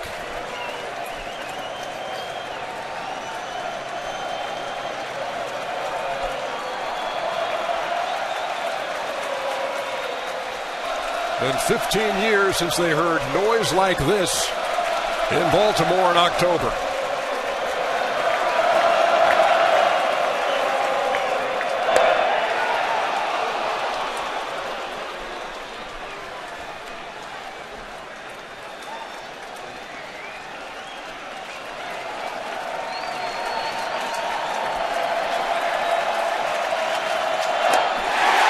And it just got louder. We're heading to the bottom of the fifth.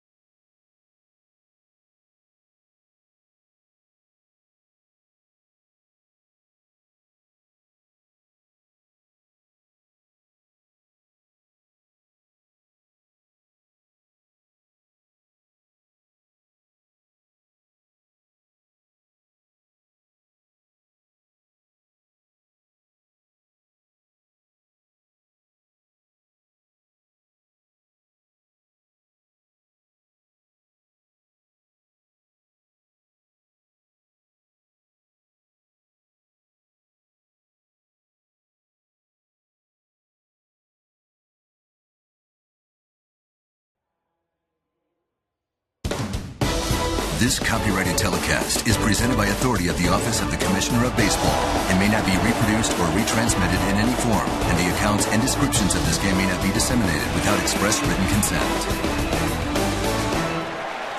Bottom 5 at Camden Yards. All tied up at 2, and here is the guy they call Crush. Chris Davis singled and scored in the 3rd.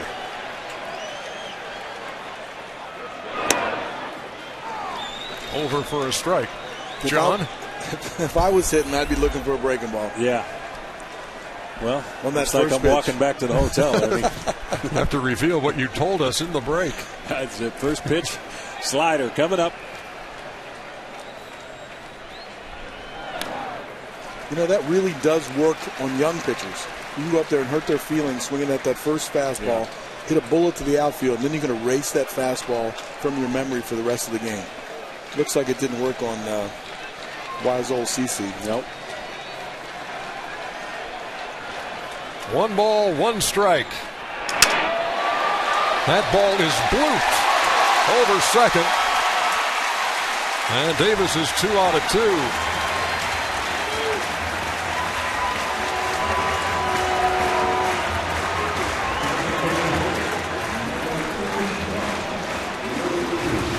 Well, he executed, and the bat, like the second time that's cracked, has gone down a hero. Sometimes it's not how hard you hit him, it's where you hit him. And the pitcher executed and the hitter executed. The hitter won. Well, in the 3rd inning, Davis led off with a single, and Lou Ford followed suit. In the inning in which the Orioles scored twice, Davis has singled here, and here is Ford, who's quite a story himself. Played with the Twins from 2003 to 2007. Then he played in Japan. Then he kind of bounced around the independent leagues. And debuted on July 29th for the Orioles for the first time since September of 2007. And here he is starting as the designated hitter in Game 1 of the division series. CC, the last couple innings when he's needed to pitch, a pitch to get somebody out, it's been the changeup. There's a really good changeup right there for a swing and miss.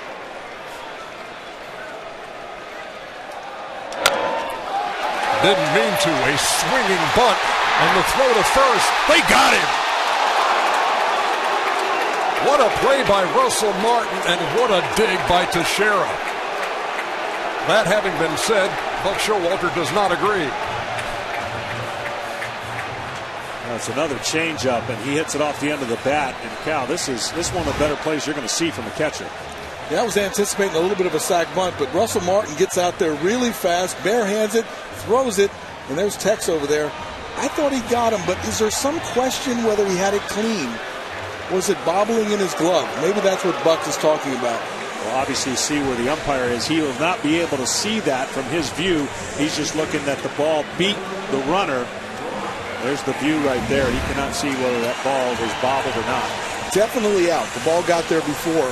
But was the ball caught clean is the question. Angel Hernandez making the call at first. Chris Davis now at second with 1 down. And here's Robert Andino, the number 9 hitter.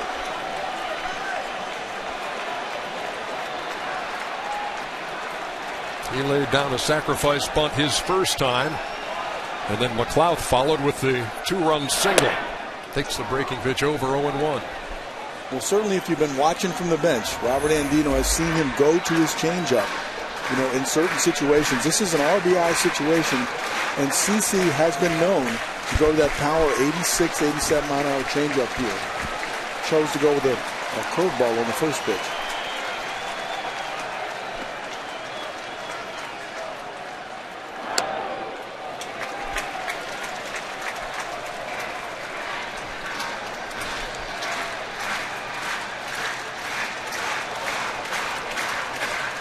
Larry Rothschild, the Yankees pitching coach, watching CC Sabathia working in the bottom half of the 5th inning.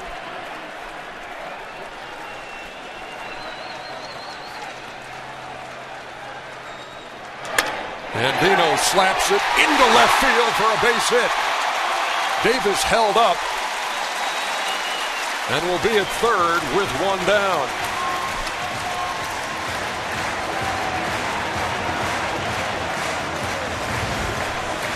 Here comes the pitch right here. This, in fact, was a changeup at 86 mile an hour, and Andino might have been laying for it. Hit it hard through the hole, but not good enough to score the run from second base. I thought the read was a little bit tentative from Chris Davis because that ball's in the hole. Diving, would have been tough for him to get up, even if he made it to throw it to third. But nonetheless, first and third, there wasn't anybody keeping him close, and it was just a cautious move to third, making sure the ball got through and station to station. That's a great point. That is a tough read because when the ball's in front of you, you can't go to third base. You don't want to give up your men in scoring position. But if you know where Jeter's playing, you might be able to make an aggressive read. You see the impressive numbers with runners in scoring position for the Orioles in this postseason, which began with the wild card win on Friday. And Nate McLeod is at the plate. He's the guy who knocked in the 2 Oriole runs in the third.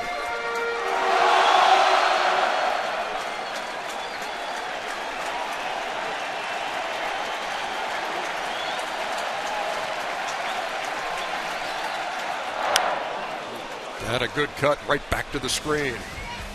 And here was McLeod's big hit in the third. Well hit into right.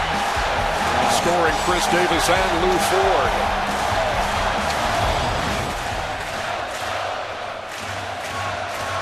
Nate just had a heck of a swing at another breaking ball, 1-0. So I'm wondering if CC reads that. He's going to come in with a fastball.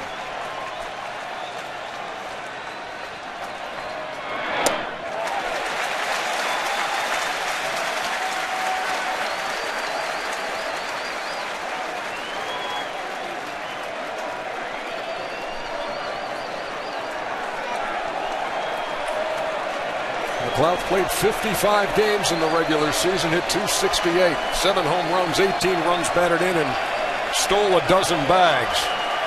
Played good defense, and he's in a big spot here. 2 balls and 2 strikes.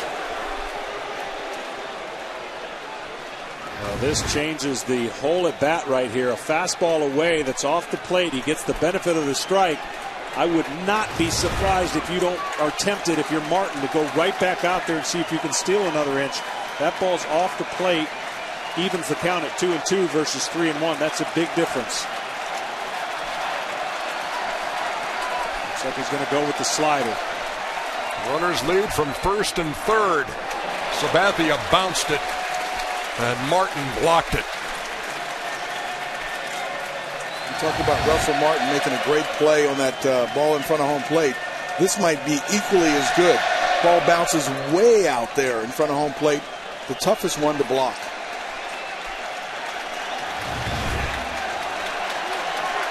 So a full count to the Orioles leadoff hitter, who knocked in 2 runs in the wild card game and has knocked in 2 here in game 1 of the ALDS. And he takes a called third strike for out number 2.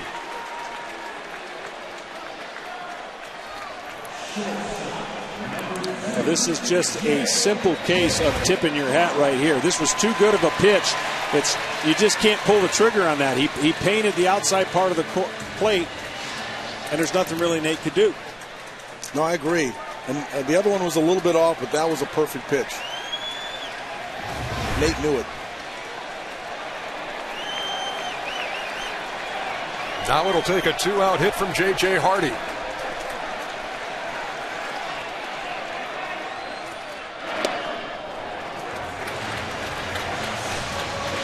Changeup that cut over the inside part of the plate. Those are the ones you worry about as a pitcher. When they cut, they have the wrong spin, and they certainly can go a long way. He got away with it with a ball, but he's trying to go away with that pitch and get the hitter to hit it off the end of the bat. He's a shortstop with some pop. And he takes a strike, 1-1. And with some numbers on CC. He's hit him very well. He hit 30 home runs a year ago. Tied with Troy Tulowitzki for the most by a shortstop, and he went deep 22 times this season. Runners lead from the corners. And the 1-1. Again down low, and again Martin going to work behind the dish. Coming in, JJ was 6 for 10. He now is 6 for 12 off CC this year.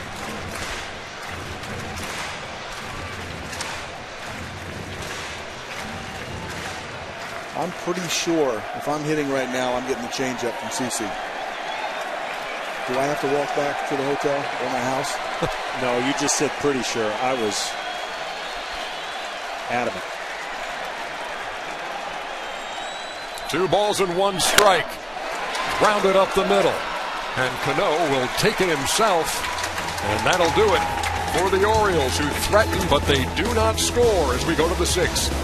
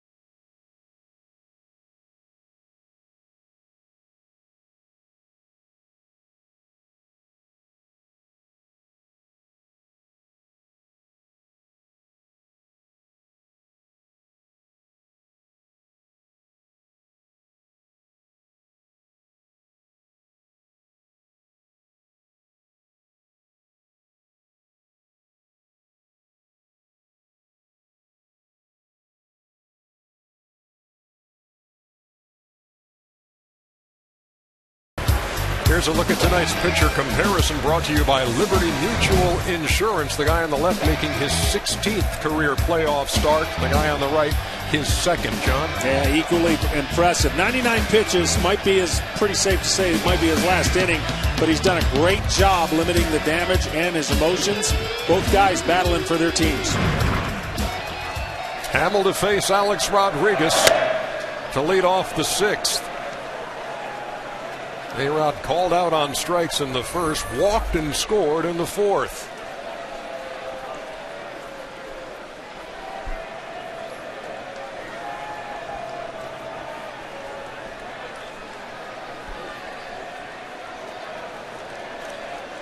I have no idea what that was, but it's out of the way. 1 ball and no strikes.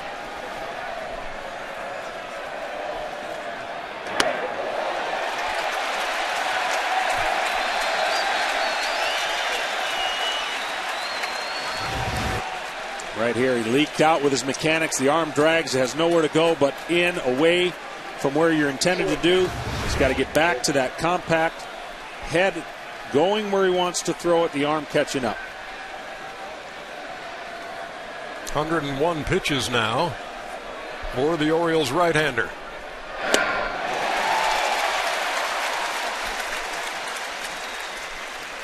getting a lot of swing and misses on his fastball. Even at a count like that, 2-0, that tells you he's got a little late movement on that two-seamer.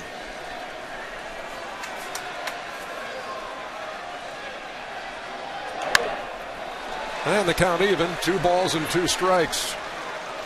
Left-hander Troy Patton is loosening up in the Orioles bullpen. Here's a guy that knows before the game starting who he's pretty much responsible for. Just the hottest hitter in the game. And maybe Granderson. Robinson Cano is on deck. The 2-2. Rounded towards short. Hardy. Strong off. 1 down.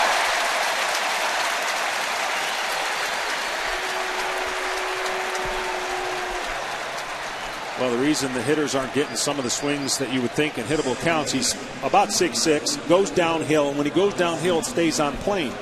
Staying on plane has that heavy sinking effect, kind of like Jim Johnson, if you will, and the hitter goes to attack the fastball, and it's a little bit late, and that's one thing that he has going for him tonight is that when he stays on plane and stays back, his fastball's been electric. Haven't been many offers for Robinson Cano, but he's 0 for 2 so far tonight.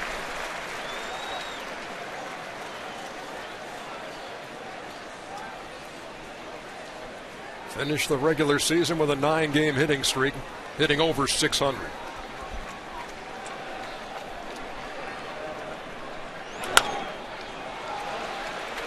And Hamill ahead, 0-2. So those couple days off might not have been good for him.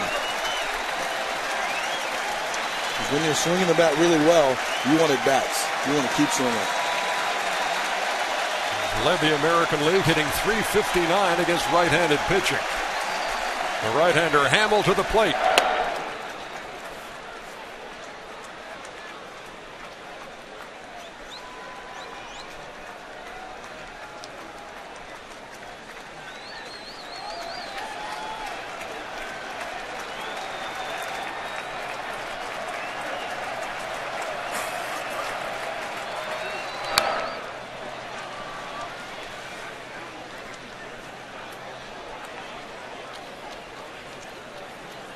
Talked about Derek Jeter with his 216 hits. Robinson Cano with 196.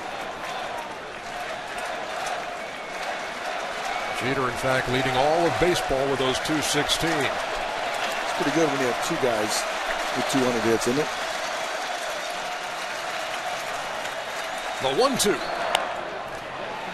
Toward third, Machado with a smooth play, and Reynolds just did. Hold the bag. They kind of joke about him having a Velcro toe over there, and he just did. It's a good play. Get the foot on the bag. I'm sorry, Ernie. This is a good play when Manny comes in, catches it one hand, and does make a smooth release. And many times that angle of the third baseman leaks it up in the line, so you have to be very careful if you're Mark Reynolds not to stretch out till too soon. But he does have that Velcro toe. A lot of times first basemen are taught from a young age you stretch to catch. Don't stretch and catch. Get yourself out of position if you already stretch and then try to react to where the ball is. Can I use that in our coaching class? You can. It was taught to me, as a matter of fact. But we don't want to get into my sterling career at the University of Georgia. Walked on as a freshman, told to walk off as a sophomore. And Swisher cuts through it. Did you do it without a fight? I had no grounds.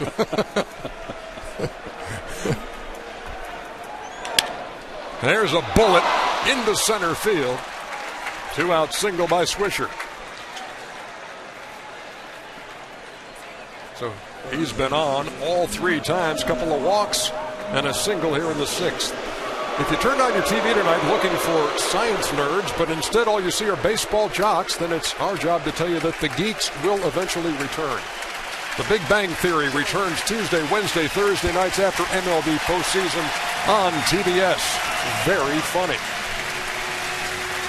Great shot from above. You see the Orioles gathered at the mound as Buck Showalter is making a move to the bullpen. Listen to this for Jason Hamill.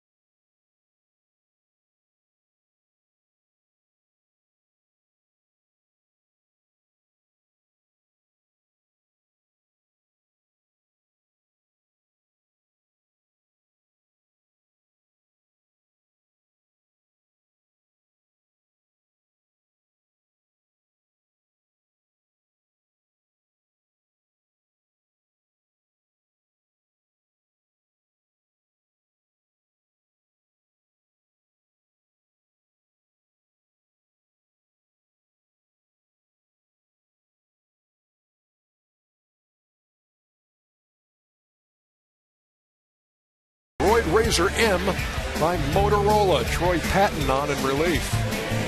Well, you look at the numbers right there. He does pretty equally well against lefties and righties, turning Teixeira around, giving them a little bit better advantage.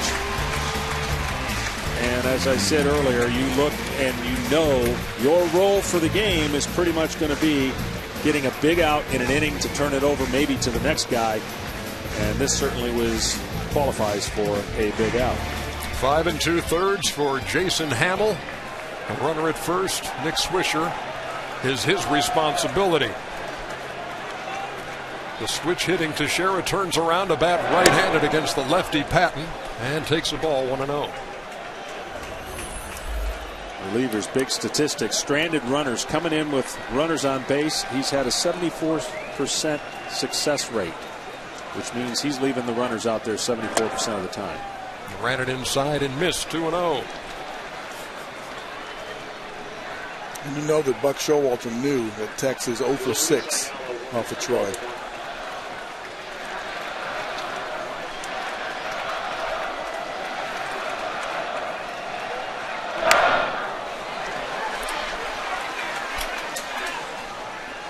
Two balls and one strike to Mark Teixeira.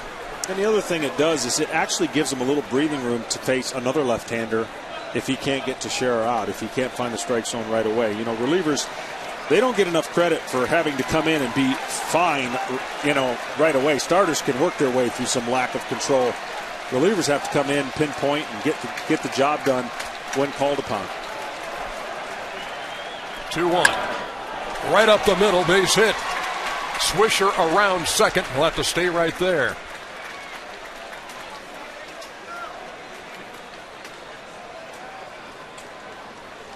Second hit of the night for Mark Teixeira. Here's a bullet up the middle. Sometimes getting a hit earlier in the game gives you a little bit extra confidence in a playoff series. This is a bullet right up the middle, and Swisher has a thought just for a second. Should I test Adam Jones?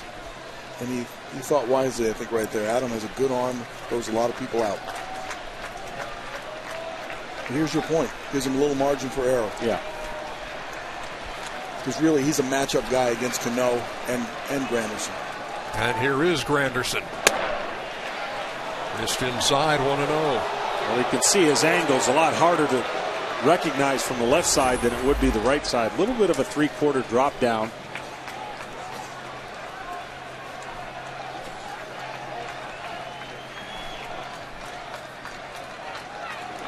Granderson takes a strike.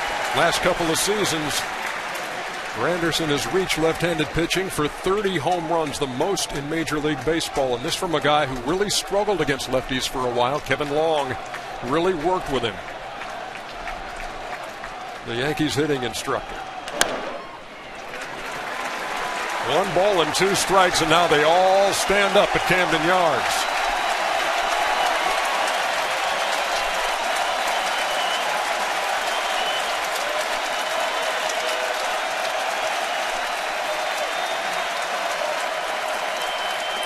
Go-ahead run is at second. 2 out. 1 ball and 2 strikes to Curtis Granderson. Here it comes. Fly ball. Right field near the line. Chris Davis over. And he caught that ball. Davis went into the corner, out of view, and came out with the ball held aloft. What a catch, shielding himself in the corner.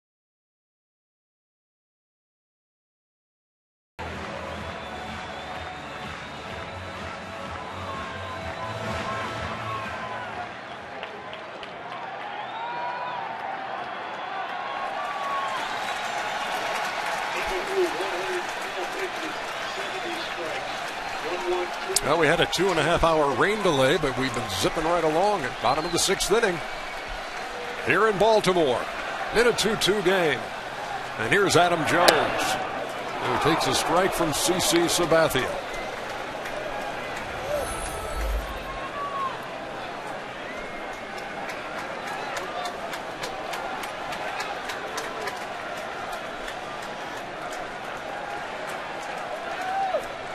Jones with 32 home runs in the regular season.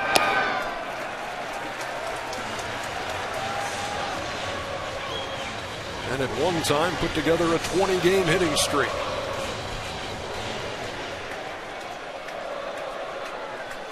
There is Chris Davis.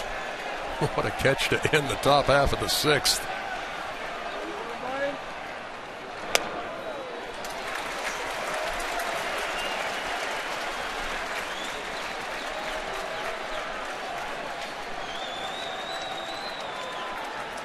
Jones is grounded out and popped up as he leads off the 6th for the Orioles.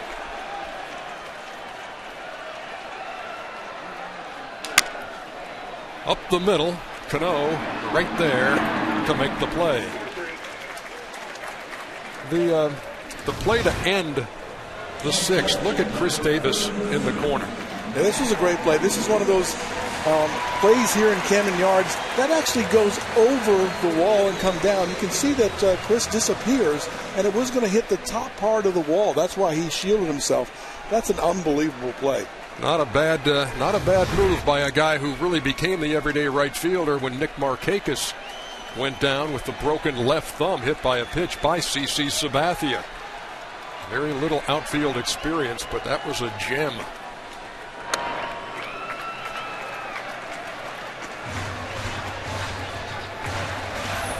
Two through 6 has not had much success against CC Sabathia, and that's usually where the meat of your order, you expect those guys to have some big hits. It's been the bottom of the order that has produced the 2 runs. Matt Wieters takes a strike, 1-1. If you're going straight by the stats, you expected J.J. Hardy and Adam Jones to do some damage tonight, but CC's handled both of them very well.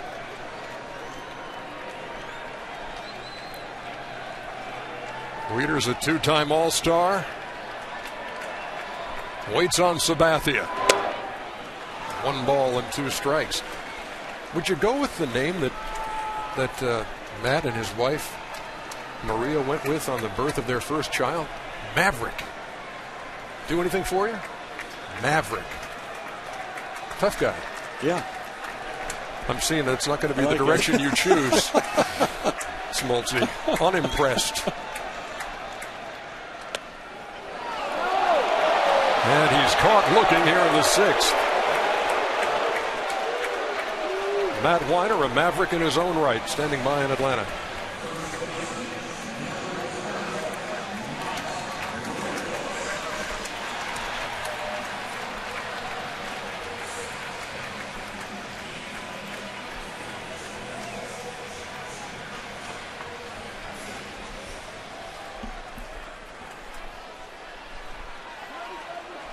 All right, thank you very much, Matt.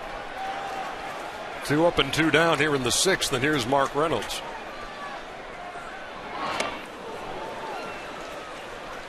There's been a number of called third strikes tonight, and we've seen a few batters on both sides have a few words. That's either an indication of really great pitching or maybe a little wider strike zone.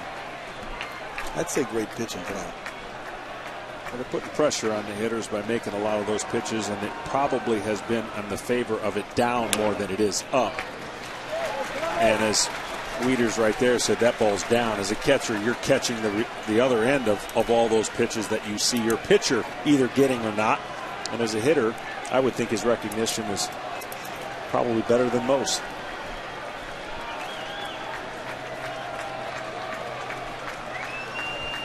Reynolds with a strikeout and a walk, waits on a 1-1.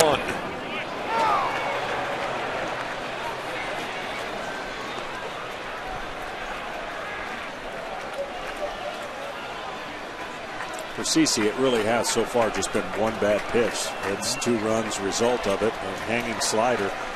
And he's given up some cheap hits, some broken back hits, and he's been every bit as good as advertised tonight. Count even, 2-2. Hits are even in this game, 5 apiece. Score is tied, 2-2. It is game 1 of the American League Division Series. First 2 games here at Camden Yards in Baltimore. Game 2 tomorrow night. Then a travel day. And then we go to Yankee Stadium for the next 3 in this best of 5.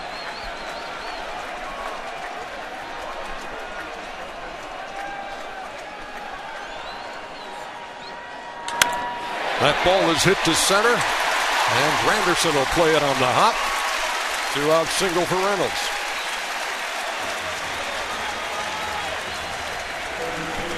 Hey, in these type of games, the last inning, you don't mind giving up a 2-out hit here or there, giving the team a little less of a chance to score. But 3 outs in general are very difficult to get at this time of the year. It's amazing how in the regular season you never think about anything other than now is a rally. The crowd goes nuts. Man on second, 2 outs, rally. Here's Manny Machado. Struck out and grounded out.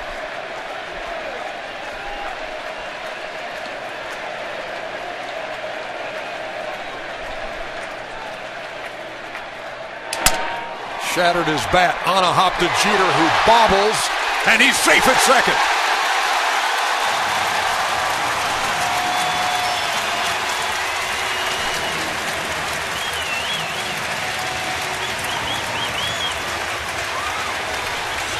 A tough play for Derek.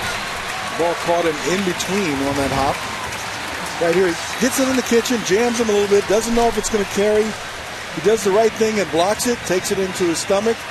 He just loses control of the ball for a second, and Mark Reynolds does a really nice job.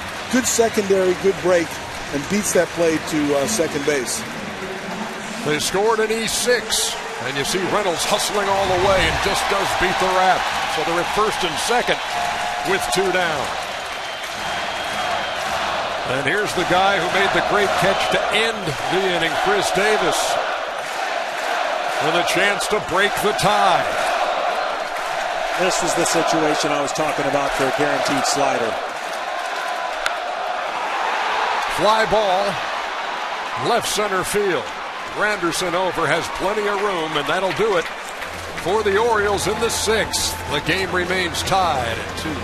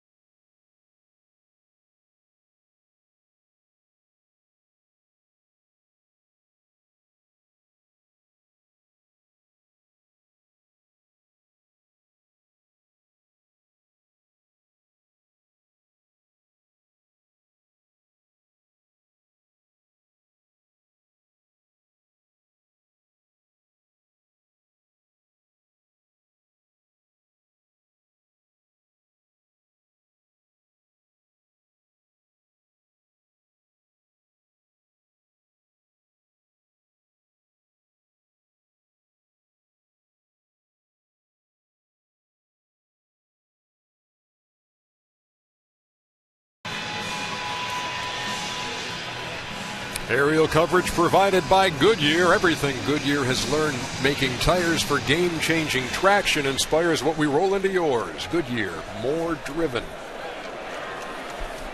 We move to the 7th inning. A couple of teams that split 18 games right down the middle, 9-9, tied up 2-2. And Russell Martin takes a strike from Troy Patton. Patton came on in relief of Jason Hamill in the 6th, allowed a single to Mark Teixeira. and then retired Curtis Granderson on a fly ball to end the inning. Martin's 0 for 2. Hit one right off the thumbs. We almost got some action up here. Ooh, I saw Oral Balin, I think, from the booth next to us. Oral Hershiser and John Smoltz look-alike Dan Schulman working ESPN Radio. Hey, should I bring my glove tomorrow? That'd be fun. I saw you in the commercials. You don't need it. Up and in on Martin. 1-2. Darren O'Day did a great job the other night out of the pen in the wild card game against Texas.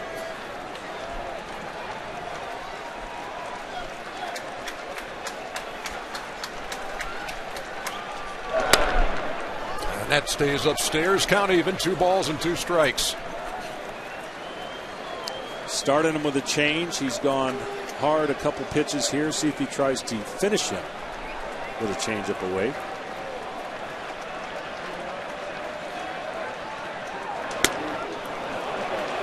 Curveball.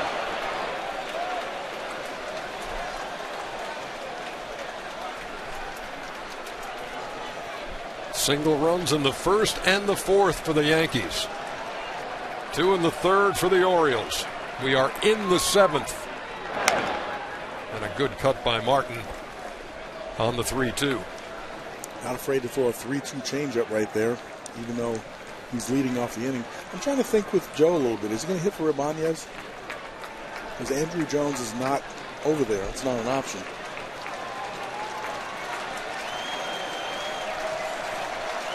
First things first, the 3-2 to Martin, and he just does stay alive.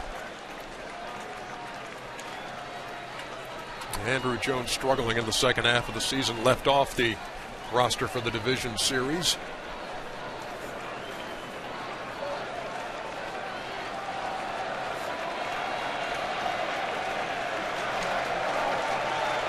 Payoff pitch again to Martin. And there was a leadoff walk in the 7th.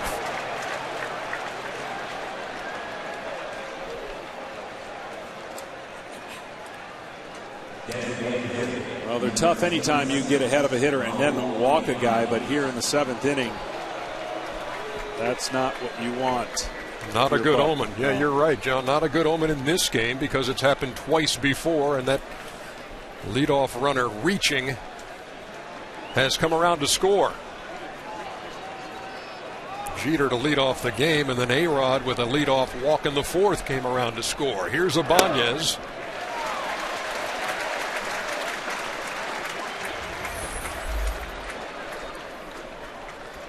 The Yankees historically don't play the small ball game so much. They wait for the home run because they can hit the home run.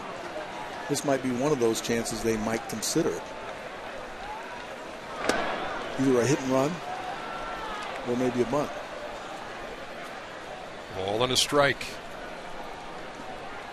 Rob Thompson going to work in the third base coaching box. Martin with a lead at first, and Ibanez waiting on a 1-1. Outside, 2-1. And as loud as they can get here at Camden Yards, you can also just feel the anxiety at a time like this in the top of the 7th in a 2-2 game. Good hit and run count. Yeah, Troy has been trying to be a little bit too perfect with some of these pitches, missing wide.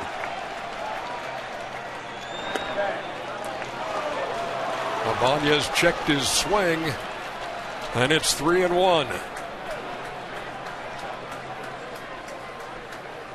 This is going to test your will of throwing a good fastball and hopefully getting him to hit it on the ground. A hitter's count. You can't totally give in to the hitter and just throw one right down the middle. You still got to make a good pitch. 3 balls and 2 strikes. Mission accomplished there. Yeah, he went with a slider, which of course fools everybody, including Ibanez, thinking you don't want to walk the first and second.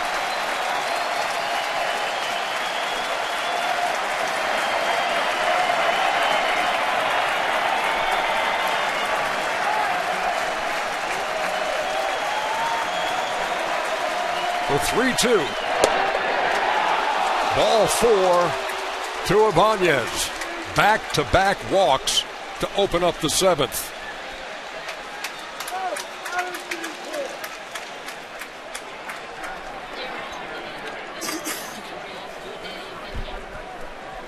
So Troy Patton, who got him out of the 6th, struggles here in the 7th. Back-to-back walks with nobody out.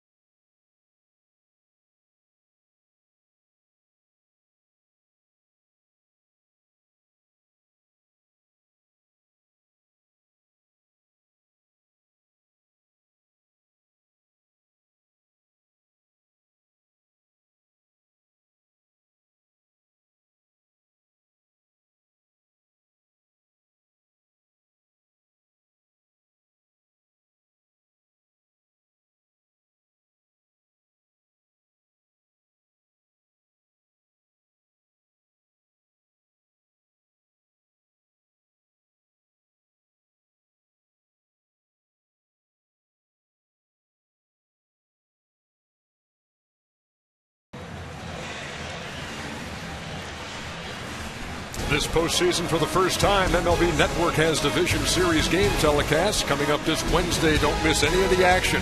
And the game you can see only on MLB Network. Go to MLBNetwork.com for schedule and channel number.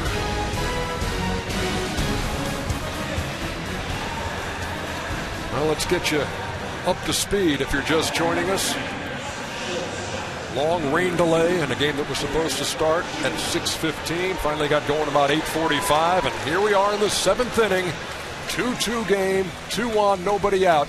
And Darren O'Day on to face Derek Jeter. And if you're each manager, you're wondering about the strategy. If Jeter bunts, you walk Ichiro to pitch to A-Rod with the bases loaded.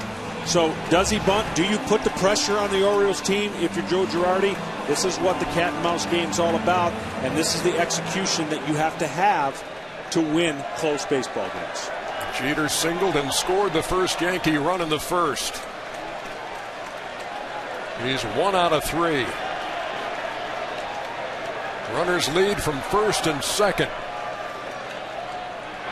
Jeter squared, did not bunt, 1-0. With that particular bunt play, they had everyone coming. The middle of the field was wide open. Some people refer to that as a wheel play. The risk is you're riding on everyone charging and crashing to make a play at third base. If the ball is hit up the middle, that could break the game right open. And if the batter is bunting, the pitcher's job is to throw a strike. You want him to put it in play because the wheel play is designed to get the guy out at third. And he threw it wide, so it gave Jeter an opportunity to look at the situation. Jeter squares again and takes a strike. 1-1.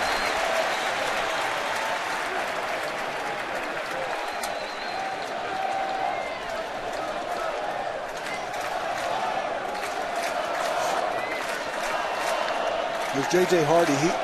If we can get a shot of the high home, he's disguising whatever bunt plays on right now. It appears that he's covering third base, which is what the batter is looking for.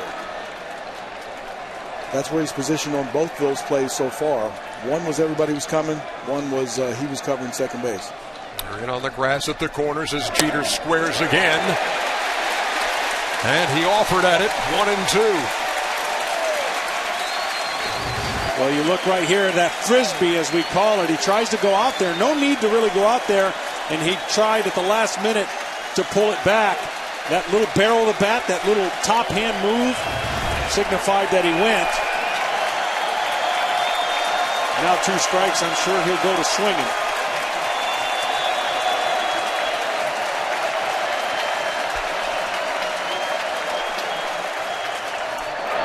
And he lays it down with 2 strikes. Machado to first, gets the out.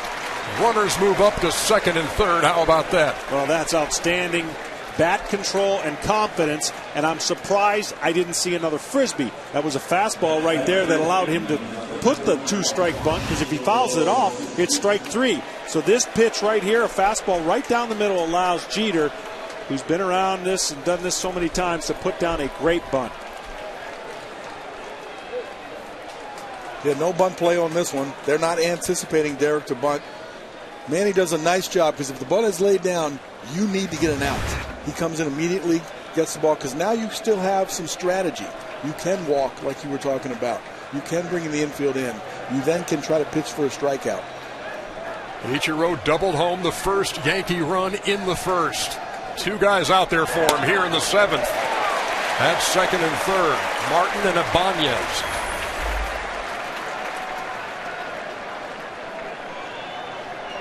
Well, this situation turns any hitter into a better average hitter with the infield in. You're increasing your chances to bloop one in and not be able to cut off a hard ground ball. And Ichiro has a lot of hits in his career. So if you can stay away and paint the corner like he did there, you'll have success.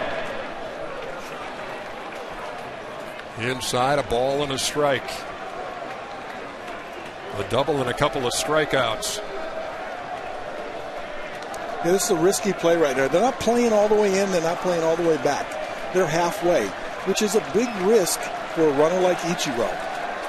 And they're banking on the fact that Martin's not that fast coming home, and they'll still be able to make a play. There's no guarantee from that position you'll be able to cut the run off either. Line down the line and right, but foul. Boy, did he turn on that. You got to stay away from in on Ichiro. We set that up earlier in the inning. He loves the ball in, hitting well over 400.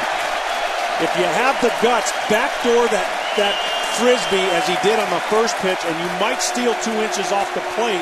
That's the one area that the umpire has shown some leniency. Try to steal a strike for a lookout, a looking K right here, much needed if you're the Orioles.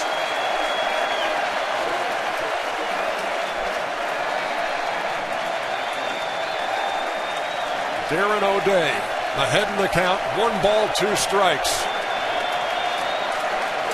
to Ichiro. Hit hard right at second. They'll come to the plate. Martin is going to be out.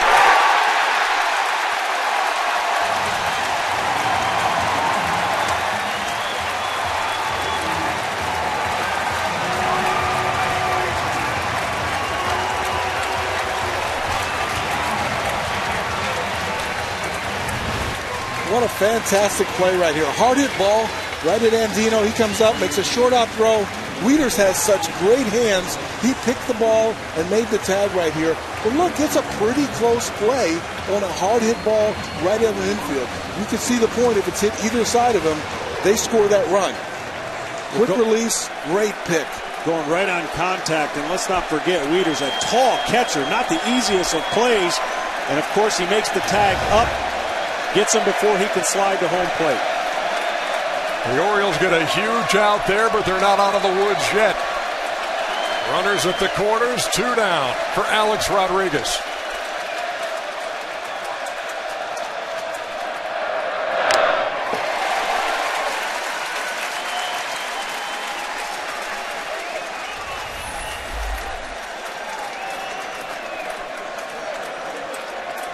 A-Rod hit 18 home runs in the regular season, but you see there, has not gone deep in the last 63 at-bats in the postseason.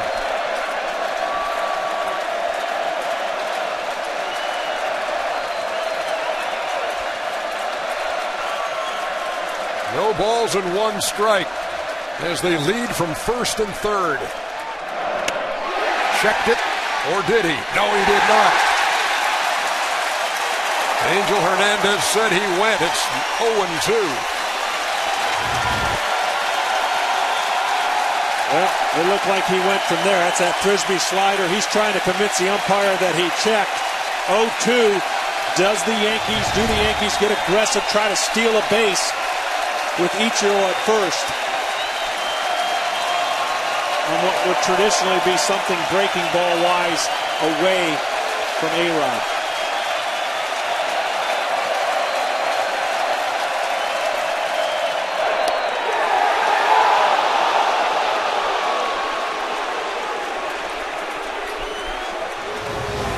Go ahead, John. You got to have it. Oh, man, I don't know how he lays off of it, yet alone got to have it. That's a great pitch and great discipline. Again, you talked about it, Cal, his recognition of that pitch.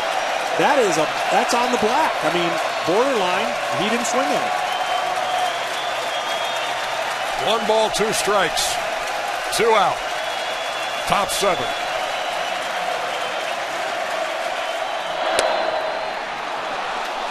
Again, he lays off. 2 balls and 2 strikes. You think it's the highest pressure situation. Everybody's screaming and yelling. You think it would make him a bit nervous at home plate. He's all over those takes. If there's such a good thing as a good take, that's a good one. Well, I know that it's too gutsy of a pitch to throw, but he's leaning out over the plate. You throw it at him and try to get a front door frisbee, that will lock him up.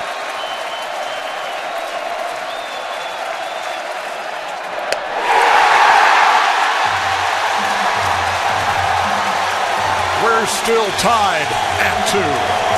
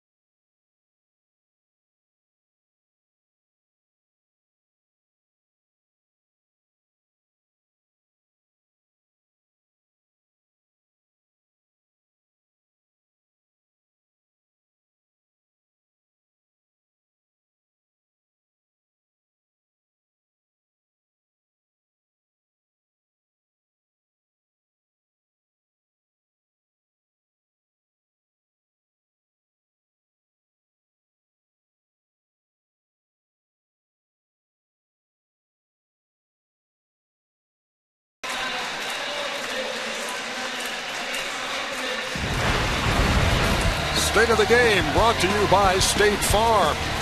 Let's look at the scoring in this one. Game 1 of the American League Division Series. Ichiro plated Derek Jeter in the first. Nate McLeod knocked in a couple with that single. And Mark Teixeira hit one off the wall but was thrown out at second. Still scored a run, so it's 2-2.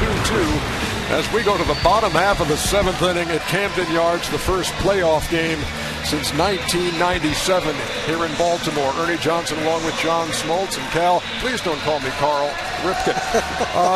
So what do you think as we head to the bottom of the 7th here, Cal? Well, I think this is where the Orioles have been all year. In my opinion, they're used to playing in this type of game, and they've had great success in it. So they're not panicking. They're right where in their comfort zone. And there's one part of baseball that momentum can help you, and that's this part. They're comfortable playing in this type of ball game. Yeah, each team has had great opportunities to score. The other team has responded. But I think the Orioles bullpen has so much confidence. It's the reason they're here.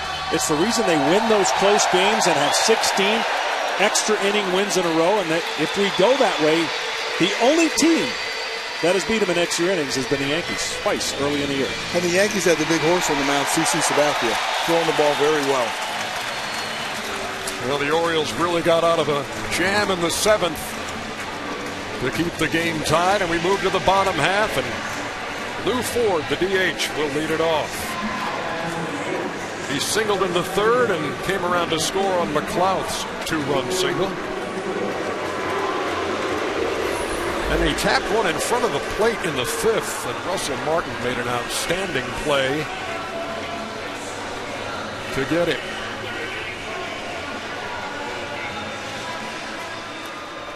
So CC Sabathia, 0-2 in this ballpark this year against the Orioles after owning them. Looks like the old CC tonight.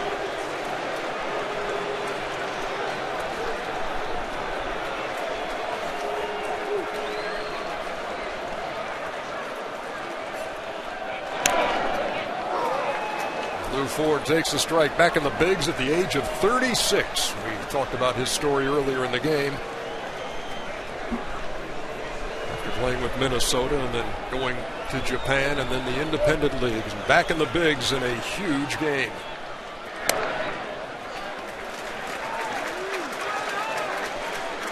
He has 2 career homers against Sabathia, one of those this season.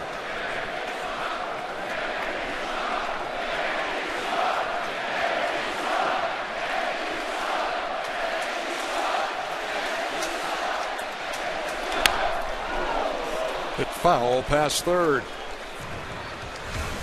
September 8th, and Lou Ford taking Sabathia for a ride. That ball well hit the center. CC gave up 3 long balls to the Orioles that day.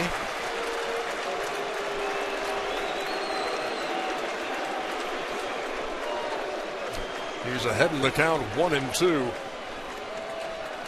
As Ford leads off the bottom half of the 7th.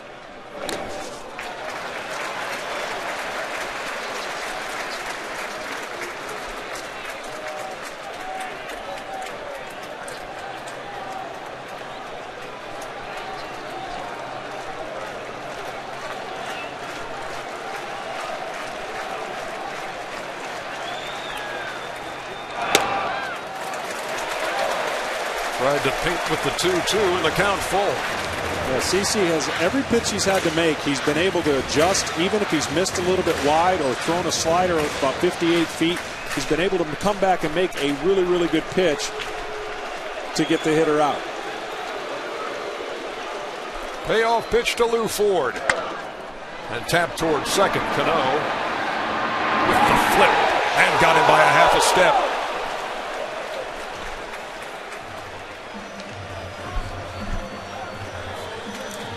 Robinson Cano makes this play look really, really easy. He comes in, catches it, knows exactly how much time, flips it, and barely gets him at first base. No panic there. That's a tough play, and he made it look easy. Always the coolest guy in the room. Robinson Cano, 1 down.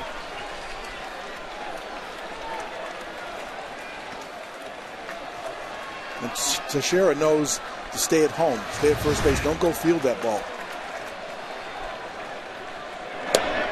Here's the number 9 hitter, Robert Andino, who looks at a strike. Laid down a sacrifice bunt in the 3rd and singled in the 5th.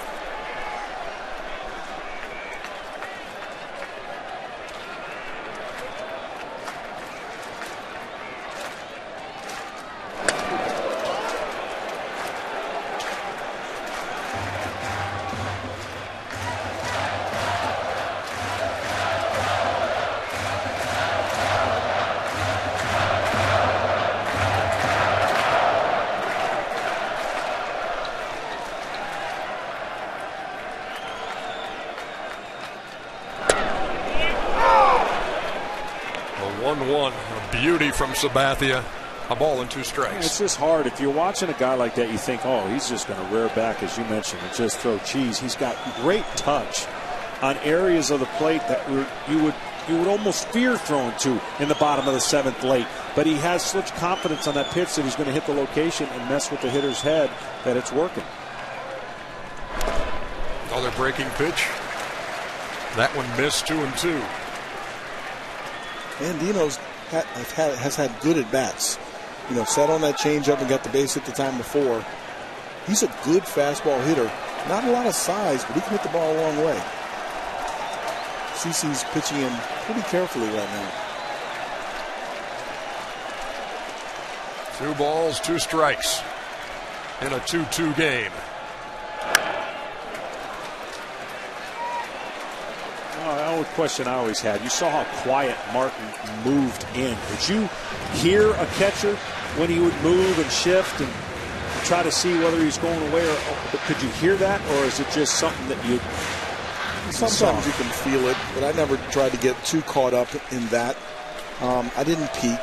You know, many people like to peek to see where the catcher sets up. I just wanted to be convinced what I was going to get. Fouled off. And many times catchers will tap the ground. They'll move and they'll try to distract you, tap underneath your back leg, and then move outside. You peek too much, don't you get one under the chin every now and then if you do too much peeking? Yeah, if you peek back there, then the pitcher generally doesn't like that.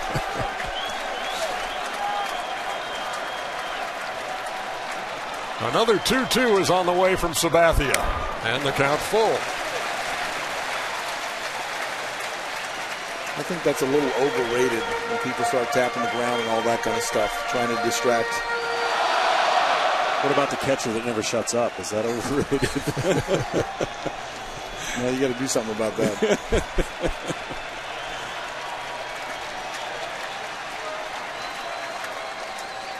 The Yankee workhorse, CC Sabathia.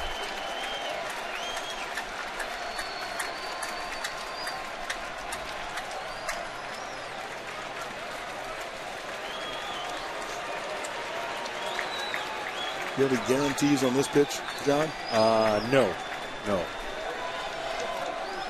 I'm 1 for 3. But still walking back to the hotel, even as we speak. Strike 3 called. Tony Randazzo made the call.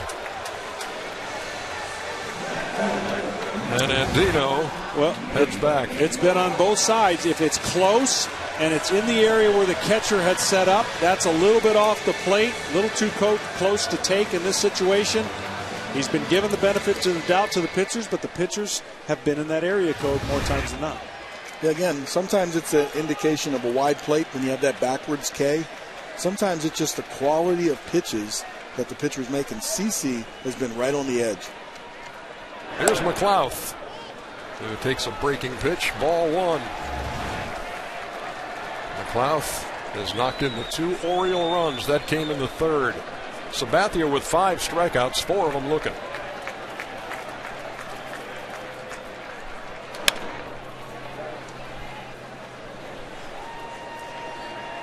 Sometimes you'd have a good argument with the umpire saying, look, that guy out there doesn't have good stuff. You know, how are we taking pitches for 3rd strikes? You can't make that argument when CC's on the mound.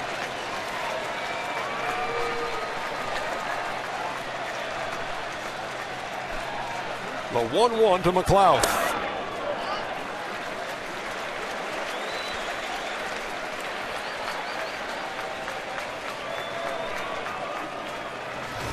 This is a nasty 2-seamer right here that freezes McLouth, catches the bottom of the strike zone.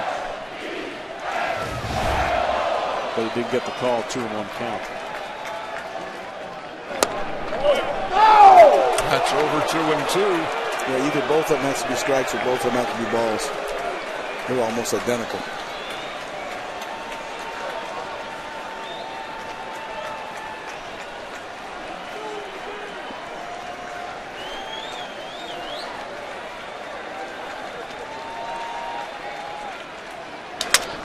McLouth reaches out. One hopper to Cano. Throws him out. Another broken bat. And we're still tied as we head to the 8th.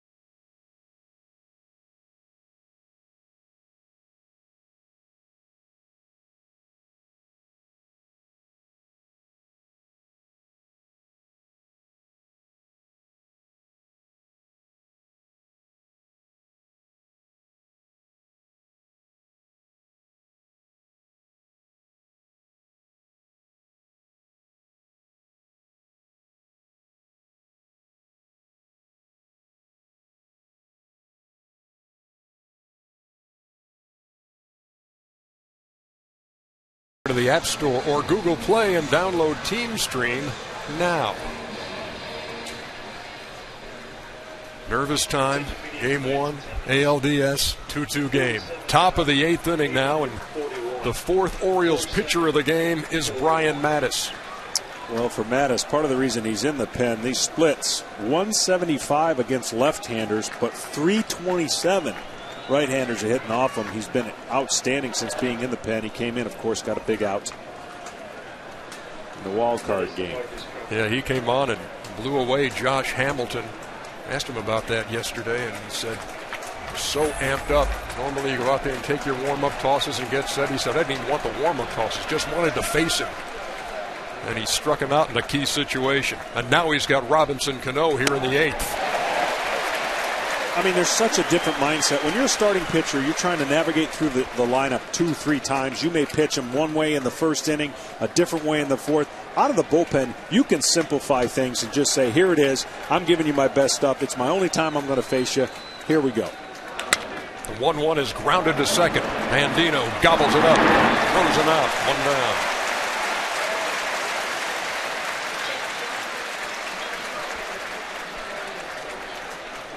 You know, and for some of these guys, Cal, that have gone from the rotation to the bullpen, that's really just that's helped them. They've adopted this mindset out of the pen. Yeah, certainly with Brian Mattis, he's kind of eliminated a couple pitches. He's a 4-pitch pitcher, good changeup as a starter, but he's got a good fastball. You can see him just throw the ball right by Cano. So he's using his fastball more and his shorter breaking ball a little bit more, having great success out of the pen. Nick Swisher's been on all night. Couple of walks, base hit in the 6th.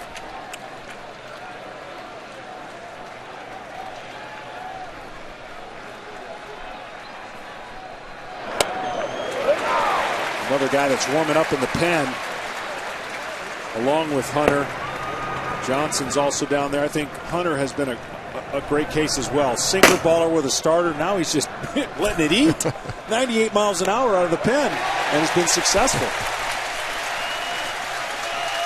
No balls and 2 strikes.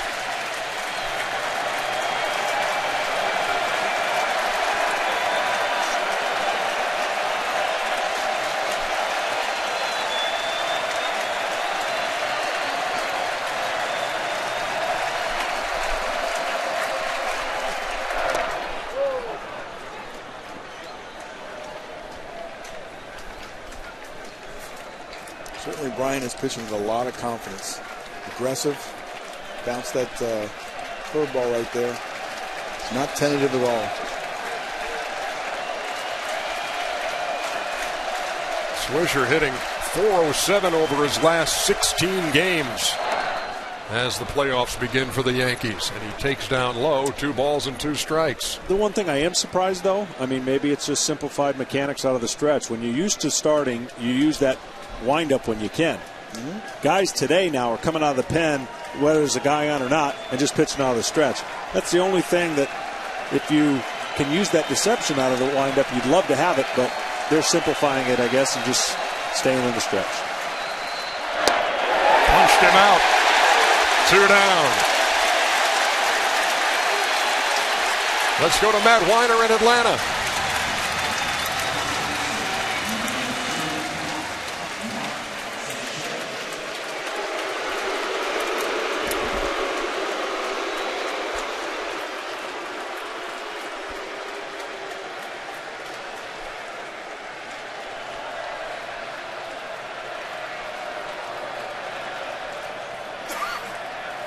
Thank you, Matt.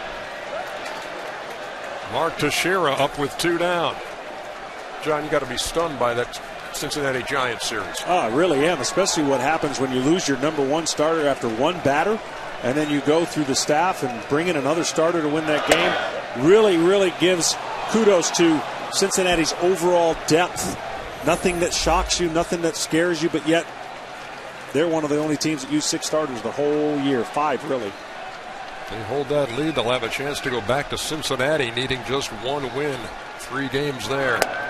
Teixeira takes. And it's 3-0.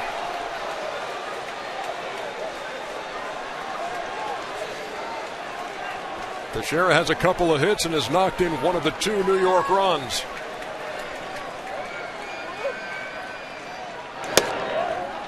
And he draws a 2-out walk.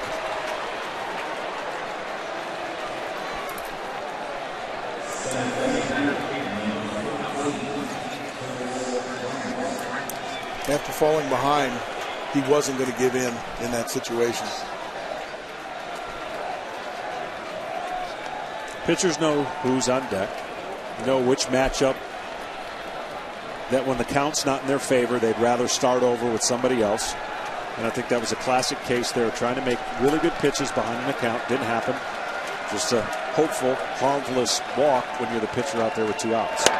Anderson takes a strike. We told you earlier about his success against left-handed pitchers. When you look at his postseason numbers, 5 home runs in the postseason, all from the 7th inning on. We're in the top of the 8th in a 2-2 game, and that's over for a strike 0-2.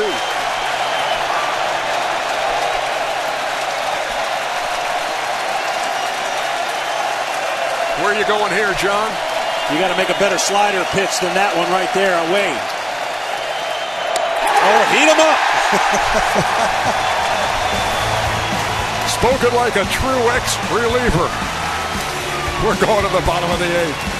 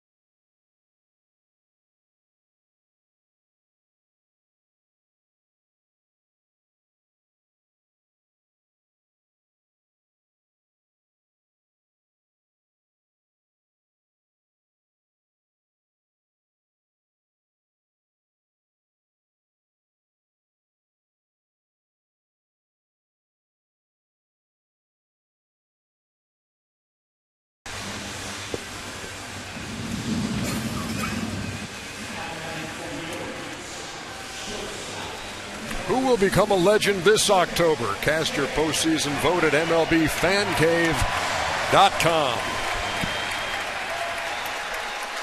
Hard to sit and watch this. Everybody's standing as we go to the bottom half of the 8th inning in a 2-2 game. 2, 3, and 4 hitters for the Orioles against CC Sabathia. Here's J.J. Hardy.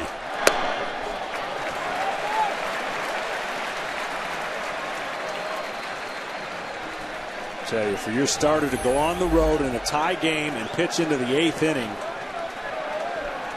that's what he's there. That's why he's getting paid all the big bucks. This is a well-pitched game, not only for CC, but Baltimore has matched him with a few different pitchers.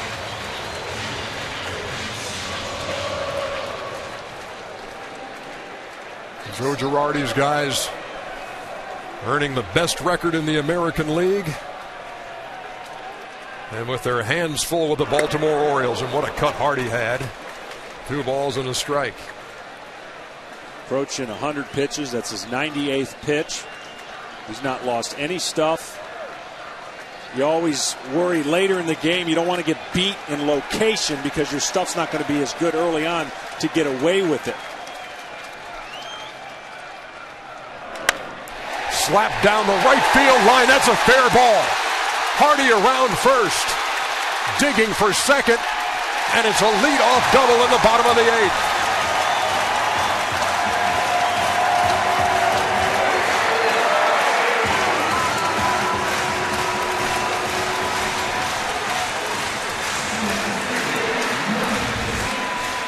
It's a fastball on the outside part of the plate. JJ stays all over it. Took a wild swing, kind of 2-0, looking for the home run, but this time he stays right with it.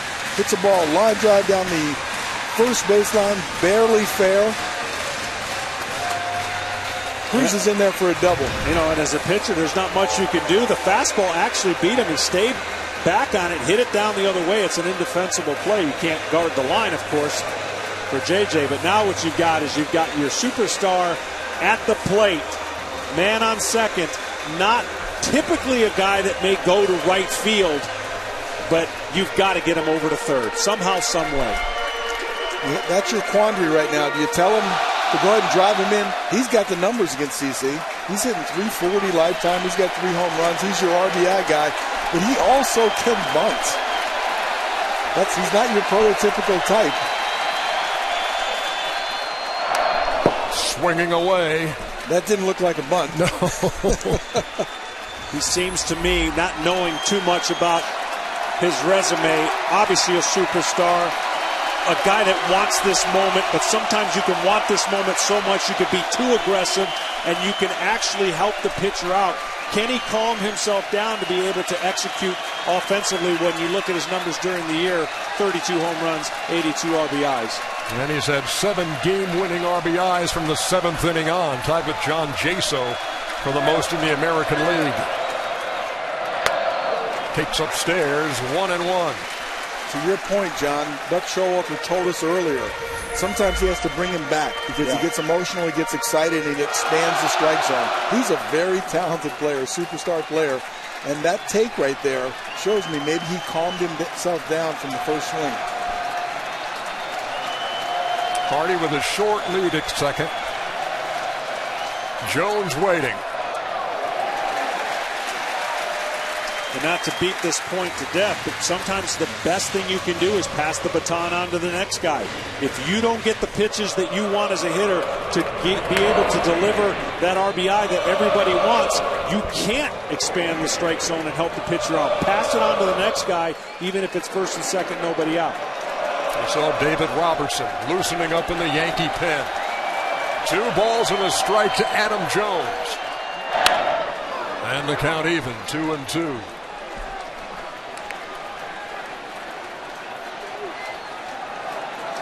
I don't know if CC will do it here, but you want him to pull the ball right here. 2-2 pitch. Does he go in, trying to get the strikeout and or the pull that keeps the runner at second base? Or does he go with the, or does he go with the breaking ball and try to get him to swing over the top and go for the strikeout?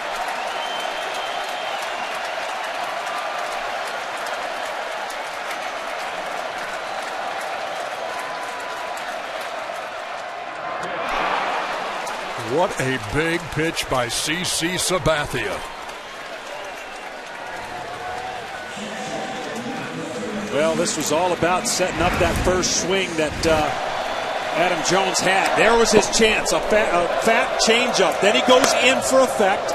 Okay, he's going back in there for effect. Now he's got 2-0, 2-1, and here's that really good changeup that he fouls off, and then there's the swing and the miss. Makes it look like a fastball, but a slider down by the shoe tops. A great pitching spot for C.C. Sabathia, knowing full well he had a base open. Make him swing outside of the strike zone. Got away with one pitch, the very first pitch. And Jones unable to get the runner over to third where a fly ball would get him home. Hardy's still out there at second with one down. And here's Matt Wieters, the cleanup hitter. I'm doing the same thing with him. I know the base is open. I'd much rather face a guy that really could expand the strike zone in Reynolds and see how he pitches them, and I'm sure that's what Joe Girardi went out to say. Broke his bat, popped it up, foul territory to Sheriff there, and makes the play for the second out. I don't know if we're going to be able to see this replay. All the photographers and in the first row got so lucky on this broken bat. It hits the railing. We look at the pitch, hard in, bat breaks. Seen that about 5 times today already.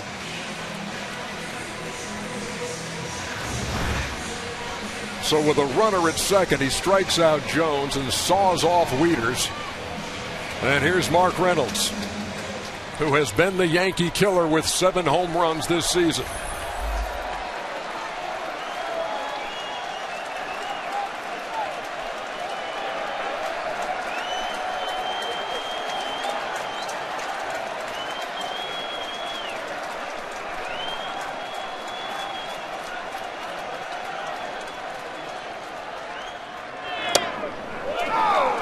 Over for a strike, 0-1.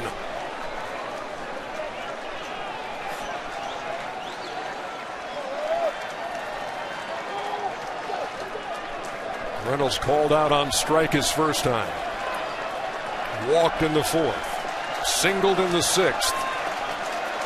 The go-ahead run is at second with 2 down.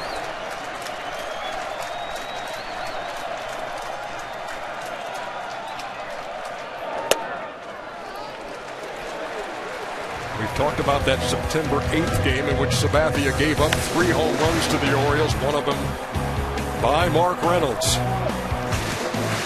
And he bats in a big situation here. Tie game, game 1, ALDS. I think that was on a fastball. He's not going to get a fastball with a chance to put a good swing on it. It's going to stay in, and he's going to go change up away. The 1-1. And Sabathia ahead 1-2. His changeup, he doesn't give up a lot of home runs. It stays over. He doesn't get a lot of strikeouts with it. If he wants a strikeout, he goes breaking ball versus the righty. But that's a changeup. Gets a lot of the plate. Yeah, he pulled that one. He pulled that one and it cut over the plate. Kind of fooled the hitter. Supposed to be away. And even as a hitter, you know if he's going to throw a changeup, it's going to be away. That one actually almost backed up or cut.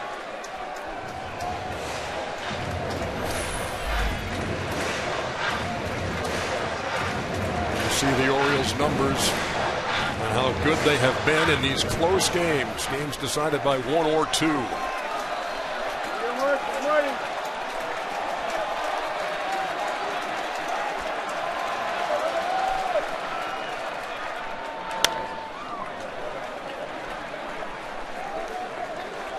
You almost feel everybody in the place just exhale. And now they ramp up again for a big 1-2 pitch. Including Mark Reynolds. I think he exhaled a little bit.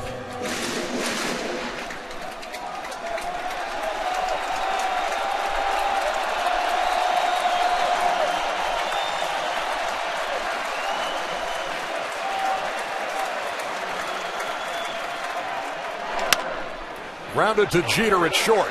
Charges and throws and got him. A runner in scoring position for the Orioles, and they cannot advance him. We are going to the 9th, all tied up.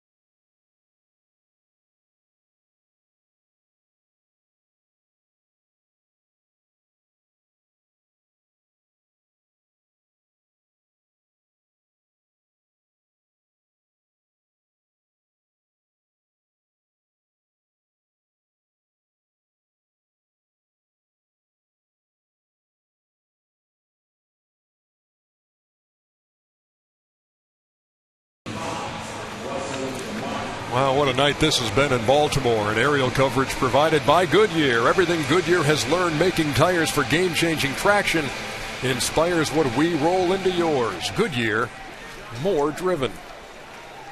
Heading to the ninth inning, 2-2. Game one of the American League Division Series between the Orioles and the Yankees. And the guy who had 51 saves, Jim Johnson, now on in a tie game here in the ninth, John. Well, that's what you got to do when you're at home. You got to use your closer in a tie game. There's no other position to use it. The question is, do you use them 1 or 2 innings? But the first thing they got to do is get through this.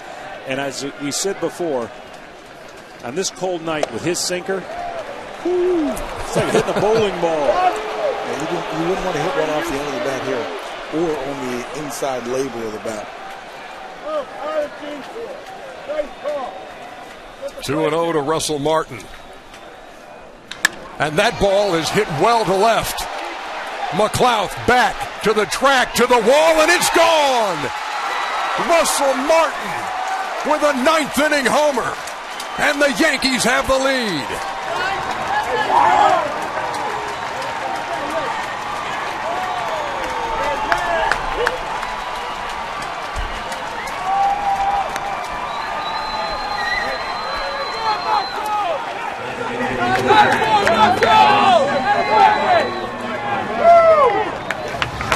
Well, unfortunately, this ball didn't sink. It stayed up over the middle, and that's the first home run in 120 at-bats against the Yankees roster. And maybe that 1-0 pitch set up a different situation when he didn't get the call, but nonetheless, the Yankees with a 1-run lead here in the ninth. Here's Raul Ibanez, who slaps that into right field for a base hit. I tell you what about Russell Martin. Didn't hit for much average, 211 this year, but he did hit 21 home runs, and this one was huge. Yeah, Russell on a sinker baller, you want to get the ball up a little bit, eliminate the sink, and he's got some huge hits in September down the stretch, and add one for October. He crushed that ball. So here's Derek Jeter, runner at first, nobody out. The Yankees have broken the 2-2 tie here in the ninth.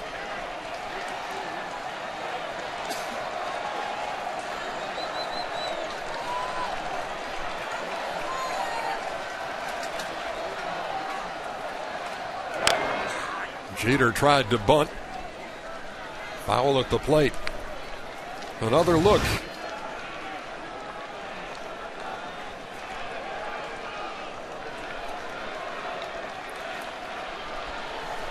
Over the wall and plenty to spare.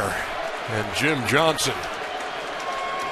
All he can do is watch that one sail over the wall to give the Yankees a 3-2 lead.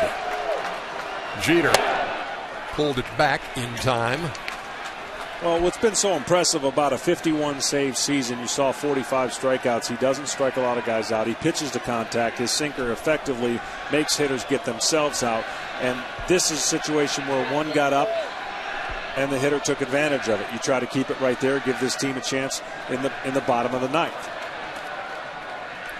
Runner going. And off the fists, Derek Jeter singles to right. They're at the corners with nobody out. That is just vintage Derek Jeter.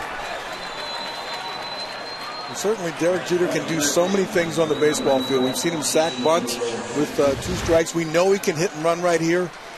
And the Yankees have a diverse offense. They don't just wait on the home run ball. They've been playing a lot more small ball. And this is Derek with his back control, pushes the ball to right field, first and third, opens up a big chance for a big inning. And that's the easiest pitch for Derek Jeter to hit to right field. It looked like he got jammed, but a lot of his hits, over 80 hits, go to right field. His hit spray chart looks like a pulled left-handed hitter, and that's what's so amazing about trying to get him out. Eduardo Nunez on to pinch run for Ibanez at third.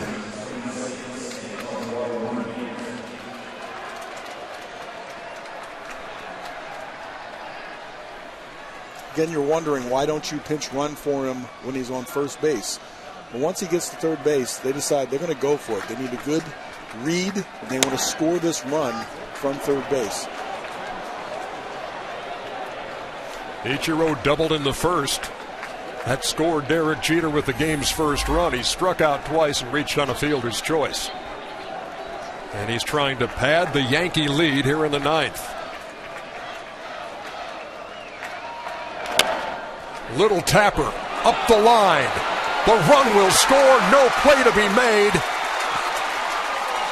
And there you see the move by Girardi. Nunez, the pinch runner, scores easily.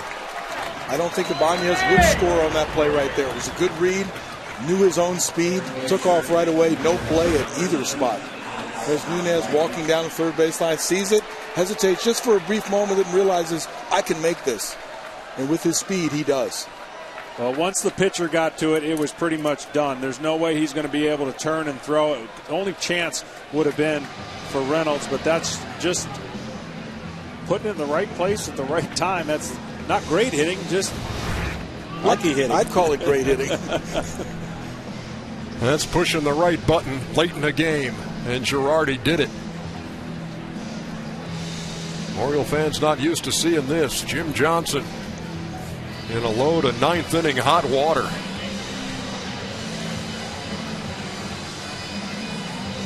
You couldn't have laid a bunt down the line any better for a safety squeeze than that swing right there by Ichiro. Runners at first and second, still nobody out. And here's Rodriguez. Looking for his first hit of the night. Called out on strikes in the first, walked and scored in the fourth, grounded out in the sixth, and struck out in the seventh.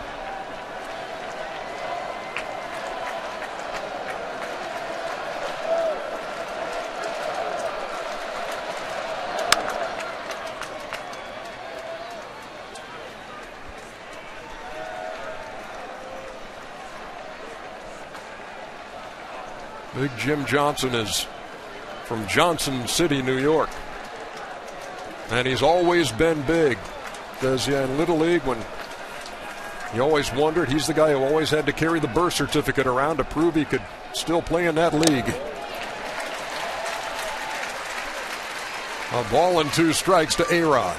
You know, Girardi's move of pinch running, and also puts pressure on those middle infielders, because at that time you want to stop him from trying to score and force him out at second base, and it just forces the hands of the defense. Joe was talking about being aggressive. You know, made a couple outs on the bases, but he was going to continue to push the envelope. Rodriguez goes down swinging. Third K of the night for A-Rod, one down in the ninth. Well, this is a power sinker right here. Fastball that runs in.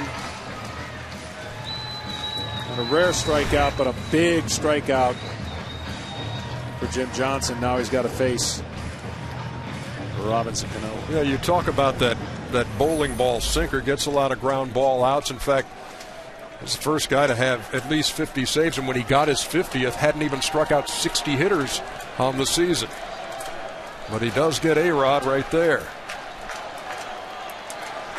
Now here's Cano. We talked about how hot he has been, and he fouls that one off.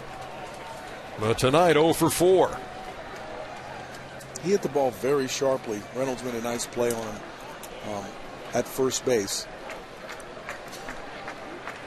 The Orioles have the bullpen going because you can't extend Jim Johnson much further if he doesn't get these next couple guys out, because you need them for the rest of the series. So these next two hitters, or this hitter, very important to keep the game right here, but more importantly, not use your closer in a non-situation and expend him. Now, you don't want to use him up. Right. There's a fine line. You want to win this game and you want to go all out, but you don't want to use him up. Missed outside. And the count even, a ball and a strike.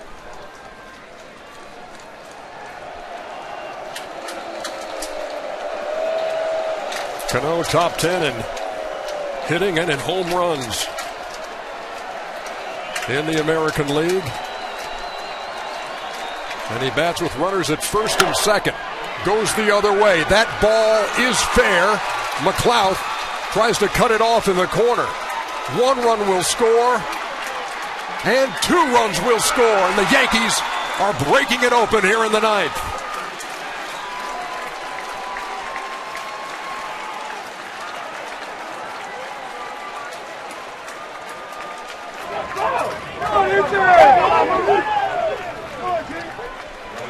They'd held Robinson Cano in check until this. And this is a sinker that runs away. He stays on top of it. And Robinson Cano does this as well as any hitter.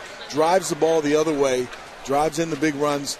And Ichiro takes a chance on scoring and beats this relay throw in. They just wear you down, and then all of a sudden the big hit. And all of a sudden, a 2-2 game is now 6-2 Yankees.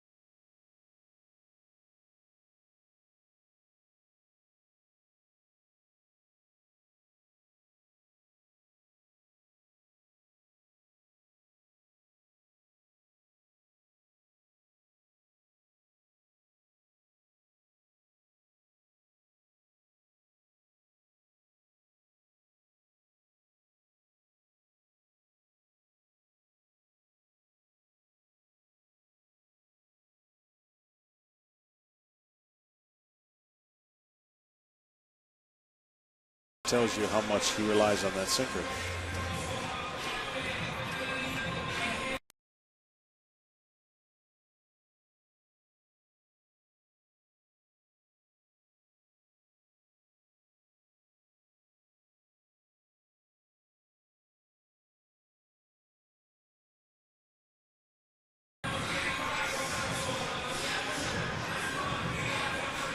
All right, thank you, Matt. Yankees trying to win the opener here in Baltimore and have scored 4 runs in the top half of the 9th.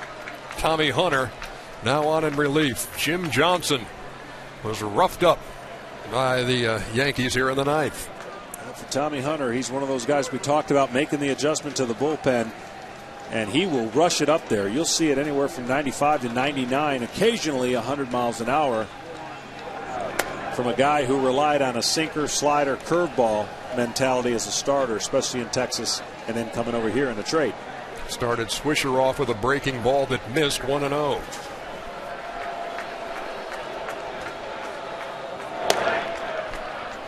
There's that heater at 96. Boy, the Orioles had the go-ahead run at second with nobody out in the bottom half of the 8th, couldn't score it. So the Yankees dodged that bullet and then have fired away at the Orioles here in the 9th.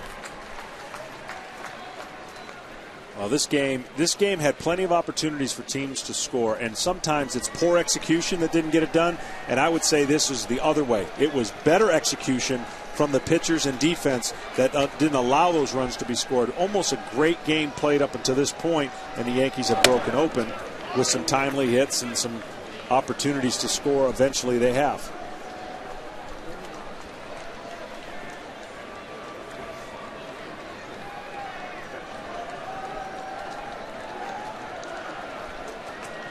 The 3-1 in the air to center field. Adam Jones back. Cano will tag at third. And he will score easily. The 5th run of the inning for the Yankees.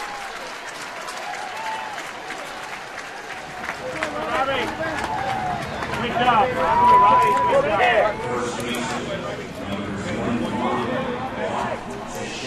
Tomorrow on TBS, Conan being Conan is Conan's favorite pastime.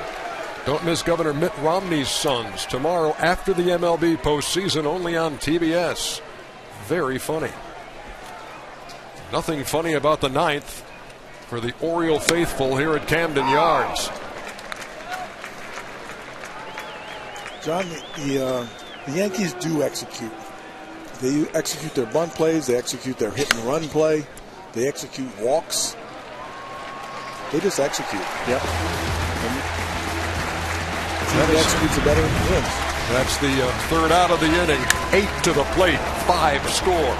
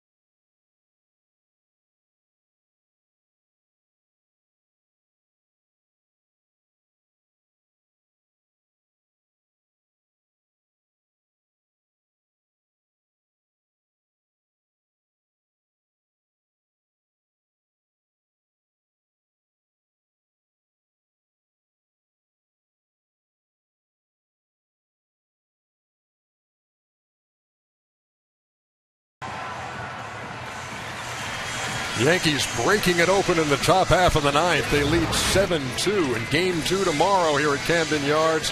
Wei-Yin Chen, the rookie, taking on a guy with a great postseason pedigree in Andy Pettit. Game 2. Yeah, that's what he came back for. Missed it last year. Wanted another crack at it, and he's going to get it. Look who's back out there for the ninth inning. CC Sabathia, who's never had a complete game in the postseason. Yeah, that's what he said. CC going for the CG. Ichiro moves from, that was worth the wait, from left to right. Brett Gardner in left field. Machado grounds it up the middle, and Cano throws him out for the first out.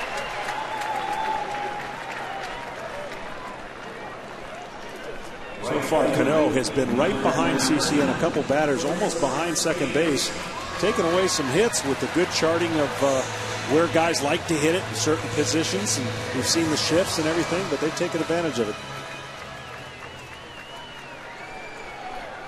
And certainly with CC's changeup, the power changeup 86, they're not going to shoot it through the hole on the right side. And Cano knows that.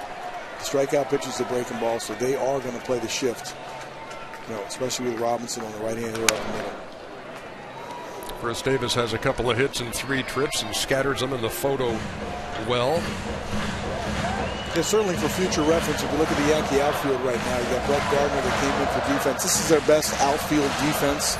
And in a close ball game or when they're ahead, they're going to go with that. Ichiro in right field, and Granderson certainly is a gold glove caliber center fielder out there. I think it's good to get Gardner in the game. Get a little sweat going, get a little feel, be a part of the win. You never know what's going to happen. You think 7-2 is safe with CC throwing the way he is. They're taking no chances. They thought that Gardner was out for the year with that right elbow injury. Injured it diving for a fly ball. As Davis swings and misses, but able to rehab and come back. And then for a while, even when he came back, they weren't sure if he was going to be able to hit. He was doing a little bit of bunting. And then when he proved that he could swing the bat, he was on the postseason roster for Joe Girardi. Yeah, the Yankees certainly missed that element. That element out in left field from the defensive standpoint, and also speed.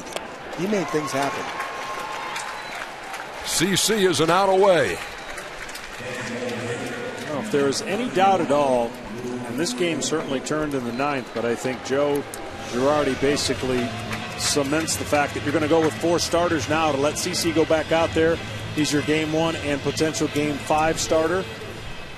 There's always that temptation that if things didn't go right, you could bring him back in game 4, maybe Pettit in game 5. But I think if memory serves, Joe has set that precedent as far as using 4-man. Used to be in your day, you want to take that number 1 guy, shorten his rest, and CC has proved he can do it. So that is an option, but certainly he wants to use that 4-man. Aside from a mistake to McLeod for a 2-run single, CC could be pitching a shutout tonight in game 1 of the ALDS. He has been spot on, and he's a strike away.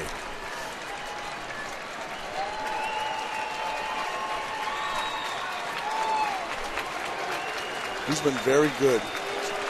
The last 3 starts for sure. Very good tonight.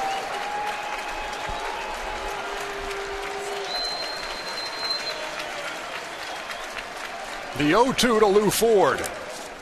In the dirt, ball and 2 strikes.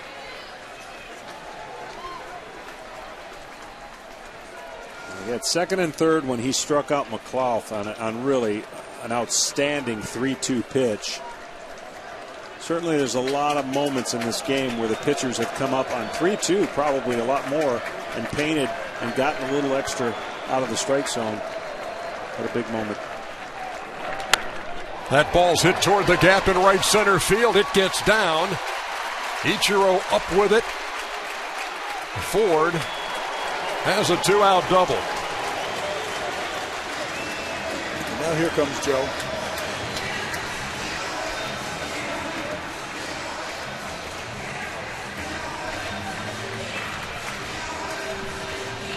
And that veteran Yankee infield pats on the back for CC Sabathia.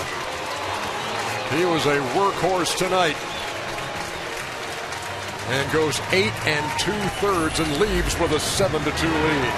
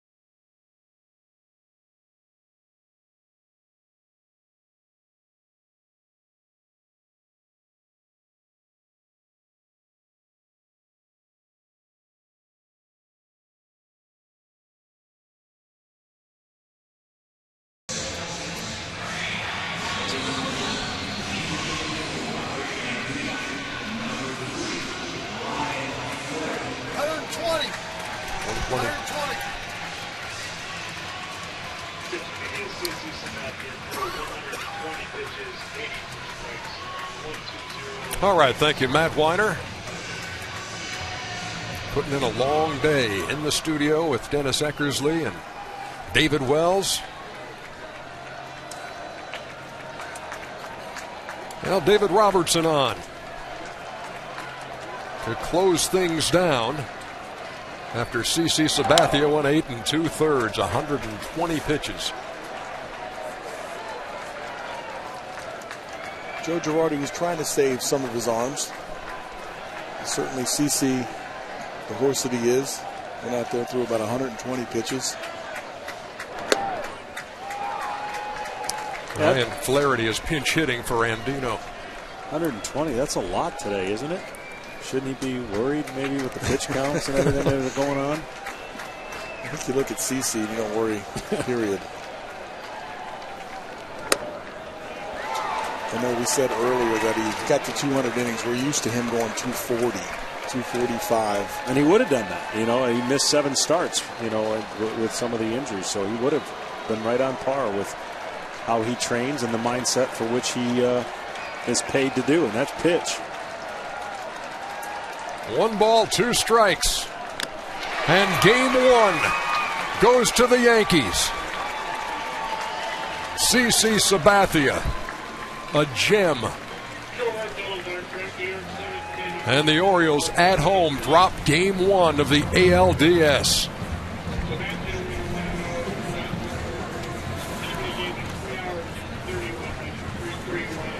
It was a 5-run 9th inning that did the trick.